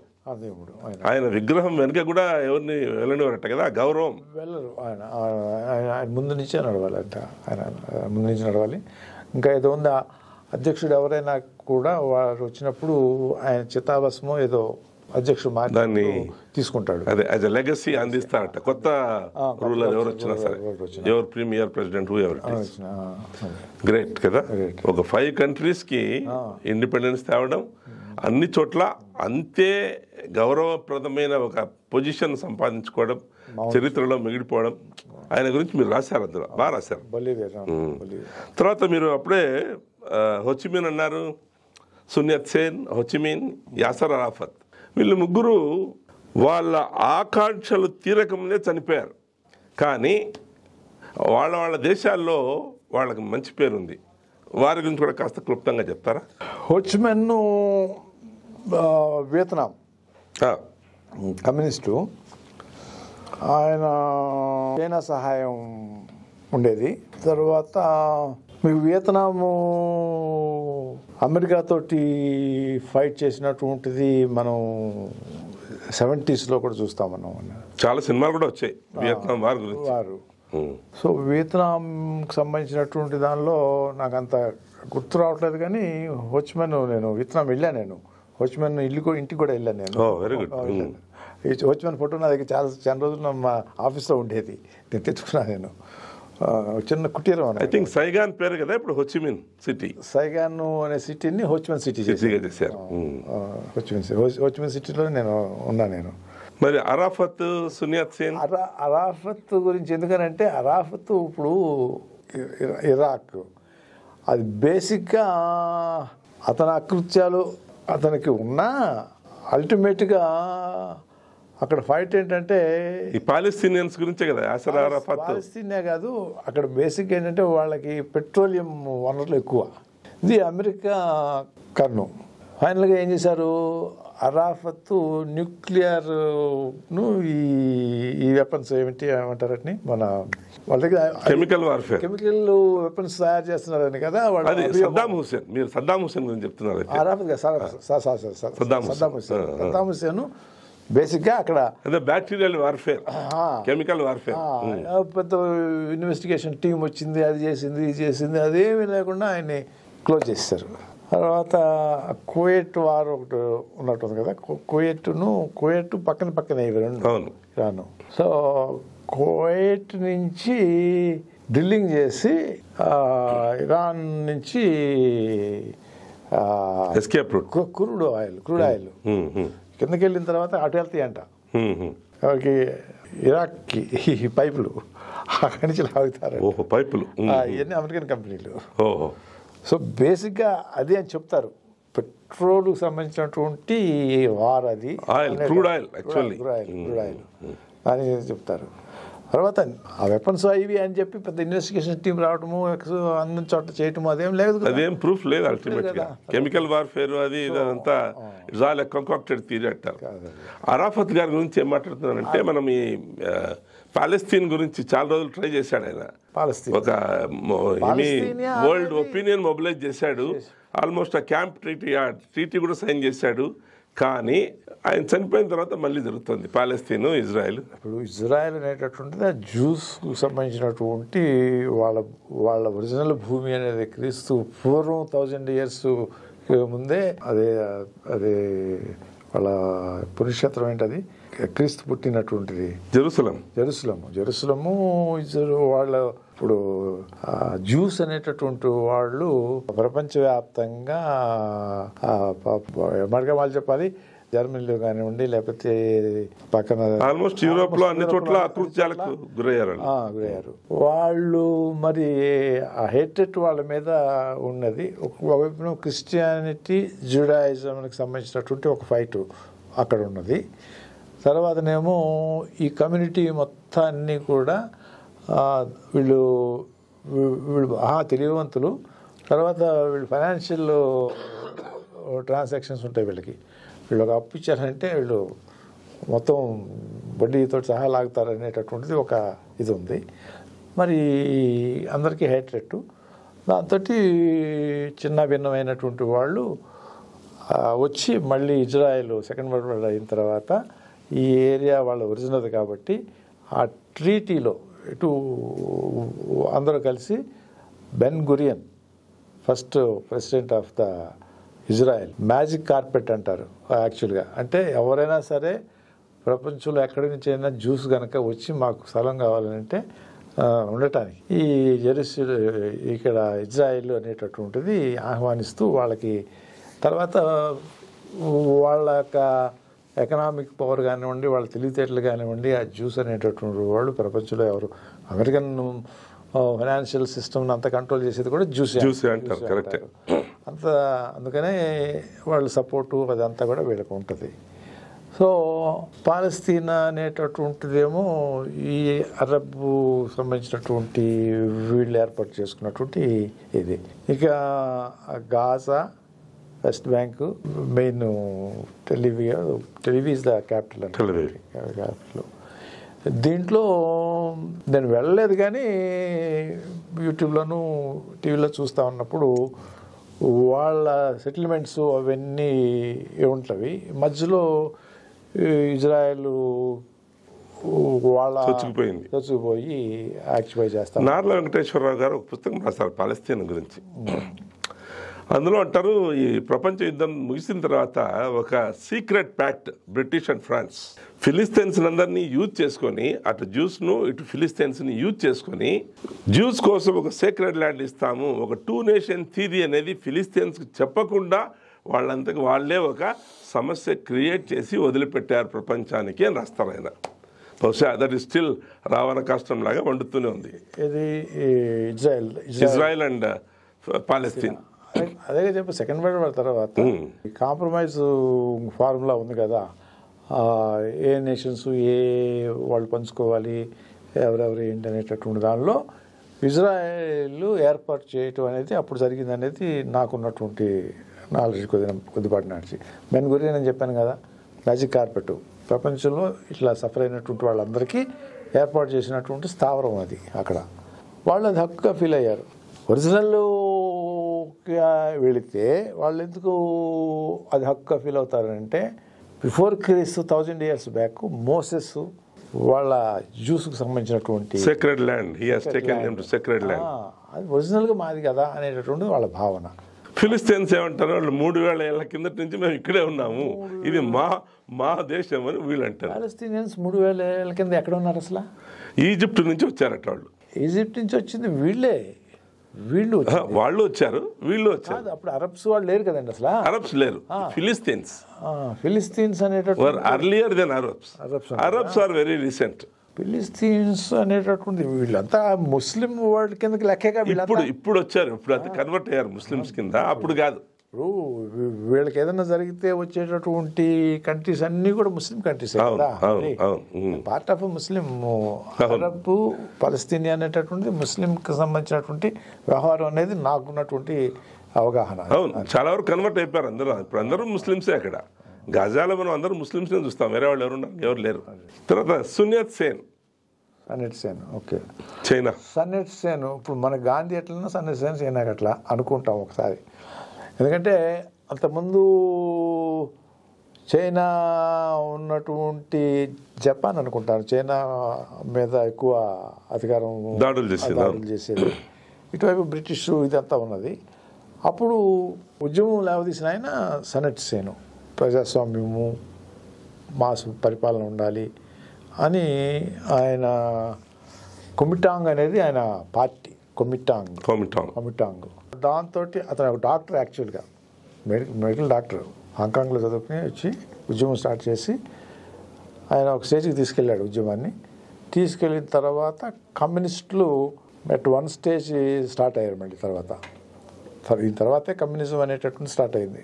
వాళ్ళు ఈయనతో కలిసి ఒక స్టేజ్లో ఈయన స్వాతంత్రం వచ్చి చైనా సౌత్ నార్త్ 2గా ఉండేటటువంటి స్థితి ఆ టైంలో. ఒక ఏరియాలో ఆయన పూర్తిగా ఆక్యుపైకి వచ్చేసాడు సన్నెట్ సేన్. ఇటువైపున కమ్యూనిస్టులు కొద్దిగా ప్రభావంతో ఉండేది. అప్పుడు కమ్యూనిస్టులు షాంఘై షేక్ ఆయనకి ఫాలో అయ్యారు, ఎవరికి, సన్నెట్ సేన్కి. సో అంతా కలిసి పోరాడదాం అనేటటువంటి ఒక ప్యాక్ట్ చేసుకొని ఇద్దరు కమ్యూనిస్టులు దాన్ని దాని నుంచి విభేదించి మళ్ళీ అంతా కలిపితే రెండు కలిపేసేసి మొత్తం కంటిన్యూ చేద్దాం అనుకున్నటువంటి సమయంలో వీళ్ళు విభేదించి బయటకు వచ్చారు కమ్యూనిస్టులు. ఆ తర్వాత చనిపోతాడు ఆయన. తర్వాత చాంగే షేక్ కొమిటాంగ్కి లీడర్ అవుతాడు. ఇక తర్వాత కమ్యూనిస్టులు మావో వచ్చేసి మొత్తం వాళ్ళని, ఆయనకి చనిపోయిన తర్వాత వీళ్ళ దగ్గర ప్రభావం ఎక్కువైపోయింది. సన్ యట్ సేన్ కొమిటాంగు తైవాన్కి వెళ్ళి, తైవాన్లో చాలా కాలం అతను ప్రెసిడెంట్. తర్వాత చనిపోయిన తర్వాత మళ్ళీ ఆ కాన్ఫ్లిక్ట్ ఇంకా సాగుతాం చైనాకి తైవాన్కి. ఇప్పుడు లేటెస్ట్గా మళ్ళీ జింగ్పింగ్ మాది తైవాన్ అని చెప్పి మళ్ళీ మొదలుపెట్టారు. So Taiwan on its own ప్రజాస్వామ్య దేశం అయిపోయి బ్రహ్మాండమైనటువంటి అభివృద్ధి సాధించింది. కమ్యూనిస్టు ఇంకో అదే ఈ ముగ్గురు Sun Yat Sen, Ho Chi Minh, Yasser Arafat, before they realise their dreams to the fullest extent they passed away. అదొక సామ్యం. అంటే కానీ వాళ్ళు పొందుపరిచిన ఆ బేసిస్ మీదనే ఆ ఉద్యమాలన్నీ ముందుకెళ్ళాయి, ఆ దేశాలన్నీ ప్రాస్పర్ అయ్యాయి అంటారు. అంతే కదా. ఇప్పుడు చరిత్రలో కంటిన్యూస్గా ఎవరు ఉండం కదా. ఎవరి రోల్ వాళ్ళు అయిన తర్వాత నిష్క్రమిస్తాము. తర్వాత దాన్ని ముందుకు తీసుకెళ్లే వాళ్ళు వచ్చినప్పుడు దాని ఫలితాలు తర్వాత జనరేషన్కి అందుతాయి. ఇన్ని విషయాల గురించి మీరు పుస్తకాలు రాశారు. కానీ ఇటీవల వీటన్నిటికంటే ఇంకా కాంప్రహెన్సివ్గా, క్లుప్తంగానైనా సరే చాలా ఉపయుక్తంగా చాలా ఇన్ఫర్మేషన్ పొందుపరుస్తూ మీరు ప్రపంచ చరిత్ర అని ఒక పుస్తకం రాశారు. I still remember Will Durant Napoleon Bonaparte గురించే 18 వాల్యూమ్స్ రాశాడు. అలాంటిది మీది మొత్తం ప్రపంచ చరిత్ర. డ్యూరాంట్ రాసింది 11,000 ప్రపంచ చరిత్ర రాశాడు. కరెక్ట్. నెపోలియన్ గురించి 1,00,000 మంది రాశారంట. రాశారు 1,00,000 మంది. అది మా చలమేశ్వర గారు రాశారు. ఇప్పుడు మీరు ప్రపంచ చరిత్ర ఆల్మోస్ట్ ఒక 300 పేజెస్లో ఇంత డీటెయిల్డ్గా, ఇన్ఫర్మేటివ్గా రాయడం ఎలా సాధ్యమైంది? అసలు ప్రపంచ చరిత్ర నేను రాయటం ఏంటనేది నాకే ఆశ్చర్యం ఫస్ట్. తర్వాత మొదట చెప్పానే, చరిత్ర తెలుసుకోకుండా మనం ఆ సీట్లో కూర్చుంటున్నాము అనేటటువంటి బాధ నాకుంది అని మొదలుపెట్టినటువంటి చదువు. అంతకుముందు ఈ పుస్తకాలు రాయడం వల్ల నాకు ధైర్యం వచ్చింది. ధైర్యం వచ్చిన తర్వాత నాకు ఈ ఇంగ్లీష్లో ఒక బుక్ దొరికింది, ప్రపంచ చరిత్ర సంగ్రహంగా. ఆ పేరు గుర్తులేదు నాకు. అరే తెలుగులో ఇది చేస్తే బాగుంటుంది అనేది నాకు అనిపించింది. ఎందుకనంటే ఇది బిట్స్గా నాకు కూడా యూరోపియన్ హిస్టరీ చూసినప్పుడు కానివ్వండి, ఏషియన్ హిస్టరీ చూసినప్పుడు కానివ్వండి, చైనా హిస్టరీ చూసినప్పుడు కానివ్వండి, లేకపోతే ప్రాచీన రోము లేకపోతే గ్రీకు హిస్టరీలు చూసినప్పుడు కానివ్వండి, ఇవి కన్ఫ్యూజ్ అయిపోతా ఉన్నా నేను. అసలు ముందు నన్ను ఒక ఆర్డర్లో పెట్టుకోవడానికి ఉంటే బాగుంటుంది. దేని తర్వాత ఏది జరుగుతూ ఉంది. పూర్వం 1000 సంవత్సరాల నుంచి మనకు ఉంది, తర్వాత 2000 సంవత్సరాలు ఉంది. ఒక ఫ్రెంచ్ విప్లవం ఎప్పుడు జరిగిందో, లేకపోతే ఒక అమెరికన్ వార్ ఆఫ్ ఇండిపెండెన్స్ ఎప్పుడు జరిగిందో, లేకపోతే ఇట్లా యూరోపియన్ హిస్టరీలో ఎలిజబెత్ అంటారు, లేకపోతే హెన్రీ అంటారు, లేకపోతే లూయి అంటారు, లేకపోతే స్పెయిన్ అంటారు, తర్వాత బైజాంటిన్ అంటారు, ఆటమన్ అంటారు. బైజాంటిన్ చరిత్ర ఉంది, ఆటమన్ ఉంది, జూలియస్ సీజర్ ఉంది, చింగిస్ ఖాన్ ఉన్నాడు, కెమాల్ పాషా, బ్లడీ మేరీ. ఈ రకరకాలుగా ఇన్ని రకాలుగా ఉంటే ఎప్పుడు ఏంటి అనేటటువంటిది తెలియకుండా ఉంటే కరెక్ట్ కాదని నేను దీన్ని ఆర్డర్లోకి తీసుకొస్తే బాగుంటుంది అని. లక్కీగా ఏంటంటే కోవిడ్ 2 years మనకి కోవిడ్ అనేటటువంటి దానిలో బయటికి వెళ్ళడానికి వీల్లేదు. అప్పుడు మళ్ళీ ఒకసారి నా లైబ్రరీ వెతికితే నా దగ్గర పుస్తకాలన్నీ ఎప్పుడో అప్పుడు కలెక్ట్ పడేస్తూ ఉంటాను, ఒక రీడింగ్ ఇచ్చి పడేస్తూ ఉంటా. ఏది ఎక్కడుందనేది నాకు తెలుసు. అంటే ఏ పుస్తకంలో ఏది మిడివల్ యూరోపియన్ హిస్టరీ, ఇంగ్లీషు వాళ్ళ చరిత్ర, లేకపోతే చైనా వాళ్ళ చరిత్ర, లేకపోతే జపాన్ వాడిది ఏ పుస్తకంలో ఉంది అనేటటువంటిది మాత్రం నాకు అంతకుముందు చదివి ఉంటాను కాబట్టి ఏ పుస్తకంలో ఉందని ఆర్డర్ మాత్రం నాకు తెలియదు.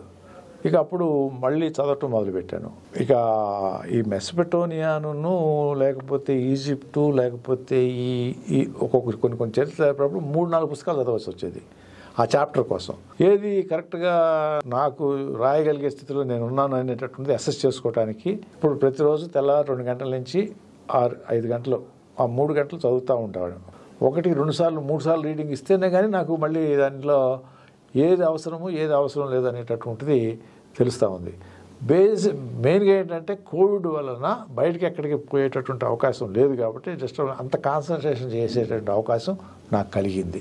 ఇక అప్పుడు మొదలుపెట్టాను. ఇక అప్పుడు అసలు ఇక్కడ కాదు మనం వెళ్ళాల్సింది, ఇంకా ముందుకెళ్తే బాగుంటుంది ఆది నుంచి అని విశ్వం ఎట్లా ఉంది, చుక్కలు ఎట్లా ఉన్నాయి, నక్షత్రాలు ఎట్లా ఉన్నాయి, సూర్యుడు ఏంటి, సూర్యగ్రహాలు ఏంటి అని చూస్తే అవన్నీ కొన్ని అప్పుడు చదువుకున్నట్టు వలన తెలిసింది. కొంచెం సూర్యగ్రహం అనేటటువంటిది మనకి ఒక చంద్రుడు కనపడతాడు.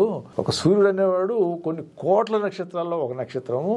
ఈ సూర్యుడికేమో ఈ 8 ఉపగ్రహాలు. ఈ ఉపగ్రహాల్లో భూమికి ఉపగ్రహం చంద్రుడు. ఈ 9 ఉపగ్రహాలకి 100 పైన చంద్రులు ఉన్నారు మళ్ళీ ఉపగ్రహాలు ఈ 9కి. ఈ కాకుండా ఇన్ని చుక్కలకి అంటే ఇన్ని సూర్యులకి ఎన్ని ఉపగ్రహాలు ఉన్నాయో ఇదేదో పెద్ద వ్యవహారము, ఇక్కడి నుంచి మొదలు పెట్టుకునేద్దామని. ఇక అప్పుడు అది మానవుడు జీవి పుట్టుక, భూమి పుట్టుక, నీరు పుట్టుక ఎట్లా వచ్చింది అనేది కూడా తెలియాలి కదా. అక్కడి నుంచి జీవి ఎట్లా ఏర్పడింది, జీవి నుంచి జీవి చావటం బతకటం మొత్తం అయిపోయింది. హిమయుగము లేకపోతే పర్వతాలు అన్నీ ఈ భూకంపాలు రావటాలు లేకపోతే పెద్ద మంచు వర్షాలు కురటాలు భూమి అంతా అయిపోయి కొన్ని వేల సంవత్సరాలు మళ్ళీ మొదలుపెట్టి జీవి మళ్ళీ బతకడం మొదలుపెట్టి ఆ జీవి ఎట్లా ప్రాణం ఎట్లా వచ్చింది అని మొదలుపెట్టుకుంటూ తీసుకొచ్చి ఇక లక్కీగా ఏంటంటే నాకు ఎక్కడో చోట పుస్తకాలు దొరుకుతూ వచ్చినాయి ఆ బయటికి అక్కడికి వెళ్ళకుండా. అది గొప్ప విషయం. వాటిలో నుంచి ఎంత ఒక పుస్తకం చదివితే ఒక 2 పేజీలు 3 పేజీలు రాయొచ్చు. ఒక చాప్టర్ చదివితే 1 పేజీ 2 పేజీలు రాయొచ్చు. ఆ ఆర్ట్ మాత్రం నా దగ్గర ఉంది. అది చిన్నప్పటి నుంచి నాకు అది ఆర్ట్ ఉంది. నేను చిన్నప్పుడు స్కూల్లో చదువుకునేటప్పుడు కూడా పుస్తకాలు చదివినప్పుడు నోట్స్ రాసుకునేవాడిని, జిస్ట్ రాసుకునేవాడిని. బహుశా నాకు అనిపించింది నాకు ఎట్లా వచ్చిందని, అది గుర్తుకొచ్చింది నాకు. ఇప్పుడు ఆ జిస్ట్ రాసేసేవాడిని. అలా ప్రతిదానికి ఆ మధ్యలో ఉన్నటువంటి వేస్ట్ అంతా తీసేయటమును ఆ జిస్టు. నేనేం కొత్తగా సృష్టించినవి కాదు, నేనేం కొత్తగా సెంటెన్స్లు తయారు చేసినవి కూడా కాదు. ఇవన్నీ దాంట్లో నుంచి ఎత్తుకుని 1-2 సార్లు చదువుకుని ఇంతవరకు అని పెట్టుకుని ఇక మొదలుపెట్టి ఈ పుస్తకం అనేటటువంటిది ఇక దీంట్లో ఇంకో చాప్టర్ కూడా చేశాను. ఇంతటితో ఆపితే అట్లా దీంట్లో సైన్స్కి సంబంధించినటువంటి ఆవిష్కరణలు కూడా ఉన్నాయి కదా, అది కూడా చరిత్ర. మనకి గొప్ప విషయం ఏంటంటే అవన్నిటినీ కూడా మనకి అచ్చుయంత్రం దగ్గర నుంచి అచ్చుయంత్రం అనేటటువంటిది మానవ చరిత్రలో ఒక మహత్తరమైనటువంటి సంఘటన అనేది నాకు ఫీల్ అవుతాను. ఇప్పుడు ఆధునిక ఆవిష్కరణలో ఆధునిక ఆవిష్కరణ అచ్చుయంత్రం దగ్గర నుంచి తర్వాత రేడియో, టెలిఫోను, కారు, లైటు, ఈ 200 సంవత్సరాల్లోనే కదా ఇవన్నీ వచ్చినాయి మన కళ్ళ ముందు.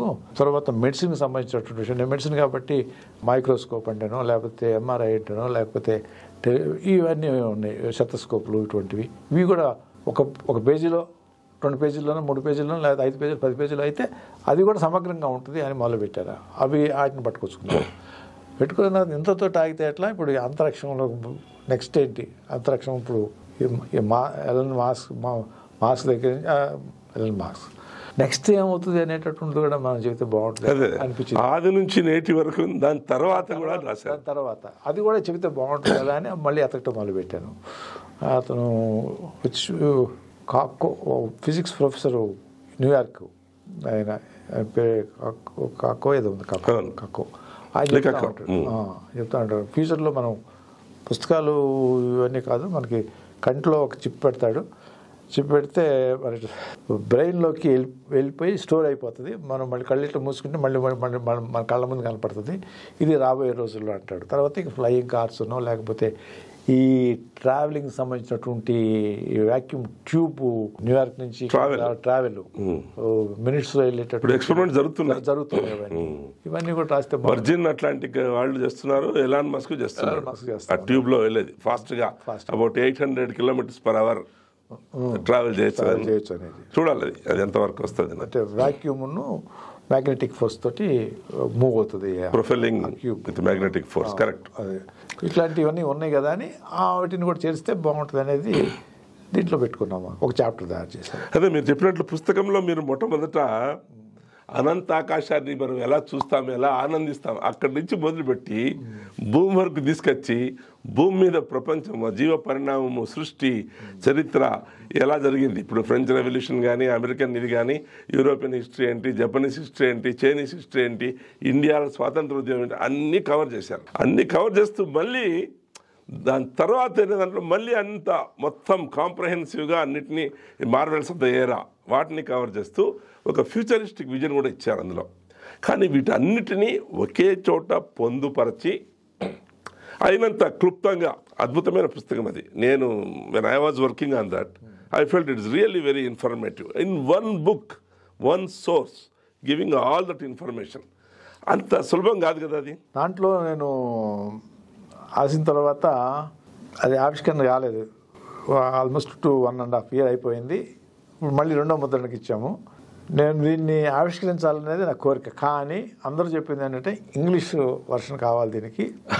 నేను దాంట్లో రాసుకుంది ఏంటంటే నా పిల్లలు చదివితే మా పిల్లలు మనవాళ్ళు వాళ్ళు చదివితే కోసం నేను రాసుకుంటున్నానని రాశాను. నేను రాశారు తృప్తి, ఎందుకంటే తాతట్టి రాశాడని చెప్పి వాళ్ళు అనుకోవాలనేది తర్వాత రోజుల్లో. అయితే ఇంగ్లీష్ ఇప్పుడు తెలుగు ఎంతమంది చదువుతున్నారు అనేటటువంటి అప్పుడు నేను సెర్చ్ చేసినప్పుడు నాకు అదృష్టం ఏంటంటే ఇంగ్లీష్లో ట్రాన్స్లేట్ చేయడానికి మీరు దొరికారు నాకు. అయితే మీకంటే ముందు ఒక 3-4 అప్రోచ్ అయ్యాను. ఆయన professors, head of the departments of English, వాళ్ళు ట్రాన్స్లేషన్ చేస్తే ఒక 5-6 పేజీల ముందు రాయమంటే మేడం ఒప్పుకోలేదు, లేదు. మేడం ఇంగ్లీష్ లిటరేచర్ ఆవిడని చేయమని చెప్పి నేను కోరాను. టైం సరిపోలా. రోజుకు 2 పేజీలు అన్న చేయమ్మా, నువ్వు చేస్తే నేను ఆగుతాను ఇనాగరేషన్ అనేటటువంటిది అనేది నాకు. ఆవిడకేమో బాధ్యతలు పెరిగిపోయి కుదరట్లేదు. అప్పుడు నాకు రంగనాయకులు గారు సజెస్ట్ చేస్తే మీరు చేశారు, చూపిస్తే అందరు ఆవిడే బాగుందన్నది ఫస్ట్ టైమే బాగుందన్నారు. అది సంతోషంగా. సో ఈ రకంగా మనకి నాకు ఈ ఇంటర్వ్యూ కూడా చాలామంది చేస్తామని అంటే పుస్తకాలు చదవకుండా నేను ఇంటర్వ్యూకి రాను. మామూలు ఇంటర్వ్యూస్ అయిపోయినాయి నాకు. ఇక నేను మామూలు పొలిటికల్ ఇంటర్వ్యూస్ నేను చేయను. ఇంటర్వ్యూస్కి నేను రాకూడదు అని నిర్ణయం చేసుకున్నాను. ఇవాళ మీరు చదివాను చేస్తాను అన్నప్పుడు నాకు చాలా సంతోషం వేసింది. ఇది ఇంత చేసినప్పుడు ఇవాళ ఈ మీడియా ఏది ప్రింట్ మీడియా కాకుండా టెలివిజన్ మీడియా అనేటట్టు ఉంటుంది, ప్రాచుర్యం పొందింది. దీంట్లో అవకాశం ఉంటే బాగుంటుంది అని నేను అనుకుంటా ఉన్నాను. మీరు చెప్పగానే నాకు మంచిగా అనిపించింది. అంటే నాకేమనిపించిందంటే ఇన్ని విషయాల గురించి మీరు రాశారు. ఈ వ్రాయడం వెనక ఏదో నేపథ్యం ఉంటుంది, మీకు ఏదో జిజ్ఞాస, ఒక వ్యక్తిగతమైన జిజ్ఞాసతో మీరు ఇవన్నీ పరిశోధించి సంకలనం చేసి వాటిని పుస్తక రూపంలో పెట్టి భావితరాలకు ఉపయోగపడేలాగా మీరు రాశారు. సో అది కనుక్కోవాలని నా ఆసక్తి. ఎందుకు రాశారు, ఎలా రాశారు, ఏం చేశారు? ఒకటేంటంటే నా మీద నాకు అసహ్యం అన్నాను, ఇవన్నీ తెలుసుకోవాల్సిన బాధ్యత ఉండేది, మనం తెలుసుకోలేదనేటటువంటిది. నాలాగా చాలామంది ఆ యావరేజ్ రీడర్, నాది ఎప్పుడు కూడా నా బుక్ యావరేజ్ రీడర్కే ఉంటుంది, కానీ మేధావి చదవాల్సినటువంటి అవసరం లేదు. ఇది ఆ స్థాయిలో ఉన్నటువంటి రీడర్. సో ఒక ఇంటర్మీడియట్, ఒక డిగ్రీ చదివినటువంటి వ్యక్తికి ఒక హ్యాండ్ బుక్ లాగా ఈ తెలుగువారి చరిత్ర ఏర్పాటు వాదం ఇది మధ్యలో మనం అక్కడ మిస్ దాని గురించి వస్తాను నెక్స్ట్. అదే సో ఈ తీసుకొచ్చి ఒక చోటకి పెట్టడం అనేటటువంటిది అవసరం అని ఎందుకు అనుకున్నానంటే, నాకు పాలిటిక్స్లో చేరిన తర్వాత 83 తెలుగుదేశం పార్టీకి సంబంధించి రాజకీయ శిక్షణా తరగతులు అనేటటువంటిది ఇంట్రడ్యూస్ చేసింది నేను. ఓహో, అలాగా, ఎక్సలెంట్. వినాయాశ్రమం అని చెప్పి గుంటూరు దగ్గర, అక్కడ వినాయాశ్రమంలో స్టేట్ వైడ్ ఒక రాజకీయ పాఠశాల 15 రోజులు నడిపాను నేను.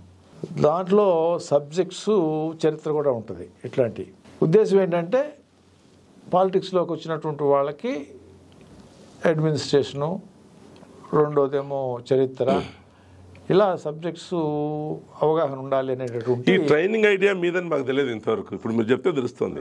ఇలాంటి ఎన్నో విషయాలు ఉంటాయి ఇంకా. ఇది నేను ఆ రోజు చేసిన తర్వాత బాగా మొత్తం స్టేట్ వైడ్ 300 మందిని తీసుకొచ్చి 15 రోజులు పెట్టి ఈవినింగ్ వ్యాయామం కూడా చేయించేవాళ్ళం. వ్యాయామం డ్రిల్ లాగా చేయటము, ఉదయం పొద్దున్న 4 గంటలకు లేపటము, 5 గంటలకి అది ఆశ్రమ వాతావరణం లాగా పెట్టించి అలాంటిది చేసి ఇక్కడికి వచ్చి ఎన్టీ రామారావు గారు సభకి ఇనాగరేషను ముగింపు వచ్చారు. ముగింపు బాగా జరిగిందని చెప్పి అందరూ చెప్పారు. హైదరాబాద్ వచ్చిన తర్వాత ఇటువంటిది పార్టీ నేను అనుకున్నాను ఏంటంటే, నేను అప్పుడు యూత్ ప్రెసిడెంట్ని, చంద్రబాబు జనరల్ సెక్రటరీగా ఉన్నారు. సో ఇది పార్టీకి పెడితే బాగుంటుందని జనరల్ సెక్రటరీ చంద్రబాబు అన్నారు. పార్టీకి పెట్టుకుంటానంటే పెట్టుకోండి. నేను నా ఉద్దేశం పార్టీ వాళ్ళందరూ కూడా ఈ రకమైనటువంటి జ్ఞానాన్ని పొందాలని, అనుభవం పొందాలనే కదా, కాబట్టి నాకేం అభ్యంతరం లేదని చెప్పి నేను అప్పుడు ఇవి ప్రతి జిల్లాలోనూ కూడా 15 రోజులు పెట్టి ఈ ట్రైనింగ్ క్యాంప్స్ లాగా పెట్టి చేశారు. సో దానికి అలా నాకేంటంటే దానికి సబ్జెక్ట్స్ అనేటటువంటిది ఆంధ్రాల చరిత్ర తెలియాలి కదా, ఎమ్మెల్యే వాడికి తెలియాలి కదా. అలాగనే ప్రపంచ చరిత్ర, నువ్వు అడ్మినిస్ట్రేషన్ చేసేటప్పుడు నువ్వు ఇక్కడి నుంచి ఎంపీ అవుతావు, ఎంపీ అయిన తర్వాత ఏమవుతావు తెలియదు. ఏదైనా సరే అవి తెలిసి ఉన్నప్పుడు ఆ విజన్ వేరు, ఆ కాన్ఫిడెన్స్ వేరు, ఆ ఆలోచన వేరు ఉంటుంది. అవి లేకుండా ఉంటే ఇక్కడే ఉంటాం, ఇంతే ఉంటాం మనం. నిజమే అది. సో అంటే మరుగుజులాగే ఉంటాం అనేది. సో ఇవి అధిగమించడానికి రాజకీయ నాయకుడికి కనీస లక్షణాలు అని భావించి ఇది నా మనసులో అండర్ మైండ్ ఉంది. జ్ఞాని అయిన సదృశ్యం, నాలెడ్జ్ లేకపోతే ఇంకేముంటుంది. సో అందుకని ఇది ఆ రకంగా నాకున్న ఆలోచన బట్టి ఇంత తక్కువ సమయంలో, ఎందుకంటే ఇంత టైం ఉండదు.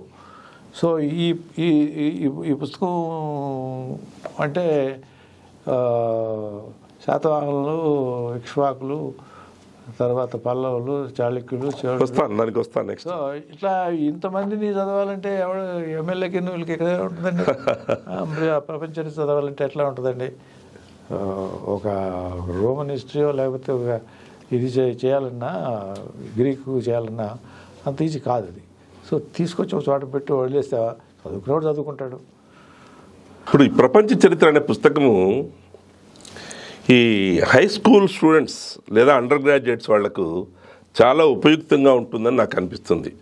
ఈ 2 తెలుగు రాష్ట్రాల్లో వాళ్ళు ఇంగ్లీష్ మీడియం అయినా తెలుగు మీడియం 2 వర్షన్స్ ఉన్నాయి కనుక మన దగ్గర అవి చాలా ఉపయోగపడతాయి. ఒకే పుస్తకంలో ఇంత ఇన్ఫర్మేషను ఒక ప్రపంచ చరిత్ర గురించి కూలంకుషంగా తెలుసుకోవాలంటే చాలా ఉపయోగపడే పుస్తకం అని నాకు అనిపిస్తుంది. అంటే నాకు కరికులమ్ సంబంధించినటువంటి విషయంలో అది ఒక పెద్ద సబ్జెక్టు స్టూడెంట్స్కి సంబంధించి. అమెరికన్ స్టూడెంట్స్ ఇంటర్మీడియట్ వచ్చేటప్పటికి అమెరికన్ హిస్టరీ కంపల్సరీగా వాళ్ళు చదవాలి, పాస్ అవ్వాలి దాంట్లో. అలా హిస్టరీ అనేటటువంటిది ఎక్కడి వరకు ఉండాలి అనేటటువంటిది డిస్కషన్ సబ్జెక్టు. మీరు స్కూల్స్లో ఇంత చరిత్రని చెప్పడానికి ప్రయత్నం చేస్తే అది ఆ ఏజ్లో ఎంతవరకు రిటైన్ అవుతుందో లేకపోతే అవసరం మనకు తెలియదు. అండర్ గ్రాడ్యుయేట్ ఇంటర్మీడియట్ లెవెల్లో నేను అనేది అది ఇంటర్మీడియట్ లెవెల్లో ఒక రీడింగ్ మాత్రం వరల్డ్ హిస్టరీ తెలిసుంటే అతని యొక్క భావాలు, అతని ఆలోచన శక్తి ఇంకొక స్థాయిలోకి వెళ్ళేదానికి అవకాశం ఉంటుంది. నిజం. ఈవెన్ సివిల్ సర్వీసెస్లో కూడా Indian history is compulsory subject. అది సివిల్స్ వాళ్ళకి అసలు చాలామంది చెప్తారు, నాకు చెప్పింది ఏంటంటే సివిల్ సర్వీస్ వాళ్ళ పనికి వస్తుంది సార్ అని చెప్తారు ఈ పుస్తకం. అంటే సివిల్ సర్వీస్ వాళ్ళకి ఎంతవరకు పనికి వస్తుంది అని అంటే ఆల్రెడీ ఒక రీడింగ్ ఉన్నటువంటి వాళ్ళకి ఇది చక్క వెళ్ళిపోతా ఉంటుంది. కరెక్ట్. అది. సో ఒక స్టూడెంట్కి ఏది ఒక ఇంటర్మీడియటో లేకపోతే ఇందాకనే స్కూల్ స్టూడెంట్కో అలా జస్ట్ తీసుకెళ్ళి ఇచ్చేయటం అనేటటువంటిది ఎంతవరకు సబబు? వాళ్ళకి కొంచెం వివరణాత్మకంగా ఉంటే కానీ రిజిస్టర్ కాదేమో. లేదు, ఇది trigger point. Then they we can always refer other books. ఒకే ఒక పుస్తకంలో ఇంత ఇన్ఫర్మేషన్ దొరకడం కష్టం. నేను దృష్టిలో పెట్టుకున్నది ఏంటంటే పొలిటీషియన్ దృష్టిలో పెట్టుకున్నాను. నేను అతనికి ఇన్ని పుస్తకాలు చదవటం సాధ్యం కాదు కాబట్టి ఒక చోటకి తీసుకొచ్చి పెడితే ఒక రీడింగ్ ఇస్తే ఎప్పుడైనా ఎక్కడైనా ఏదైనా కావాలంటే ఆ పేజీ తీసుకున్నాడు అనుకోండి, నేనే అనుకోండి నేను ఇంత రాసినా కూడా నాకు అన్నీ గుర్తుండవు, కానీ నాకు ఏ పేజీలో ఏముందనేది నాకు మైండ్లో ఉంది కాబట్టి నేను గబక్కన ఎక్కడికైనా వెళ్ళినప్పుడు ఆ పేజీ తీసేసుకుని చదువుకోవడానికి నాకు చాలా ఈజీ అయిపోయింది.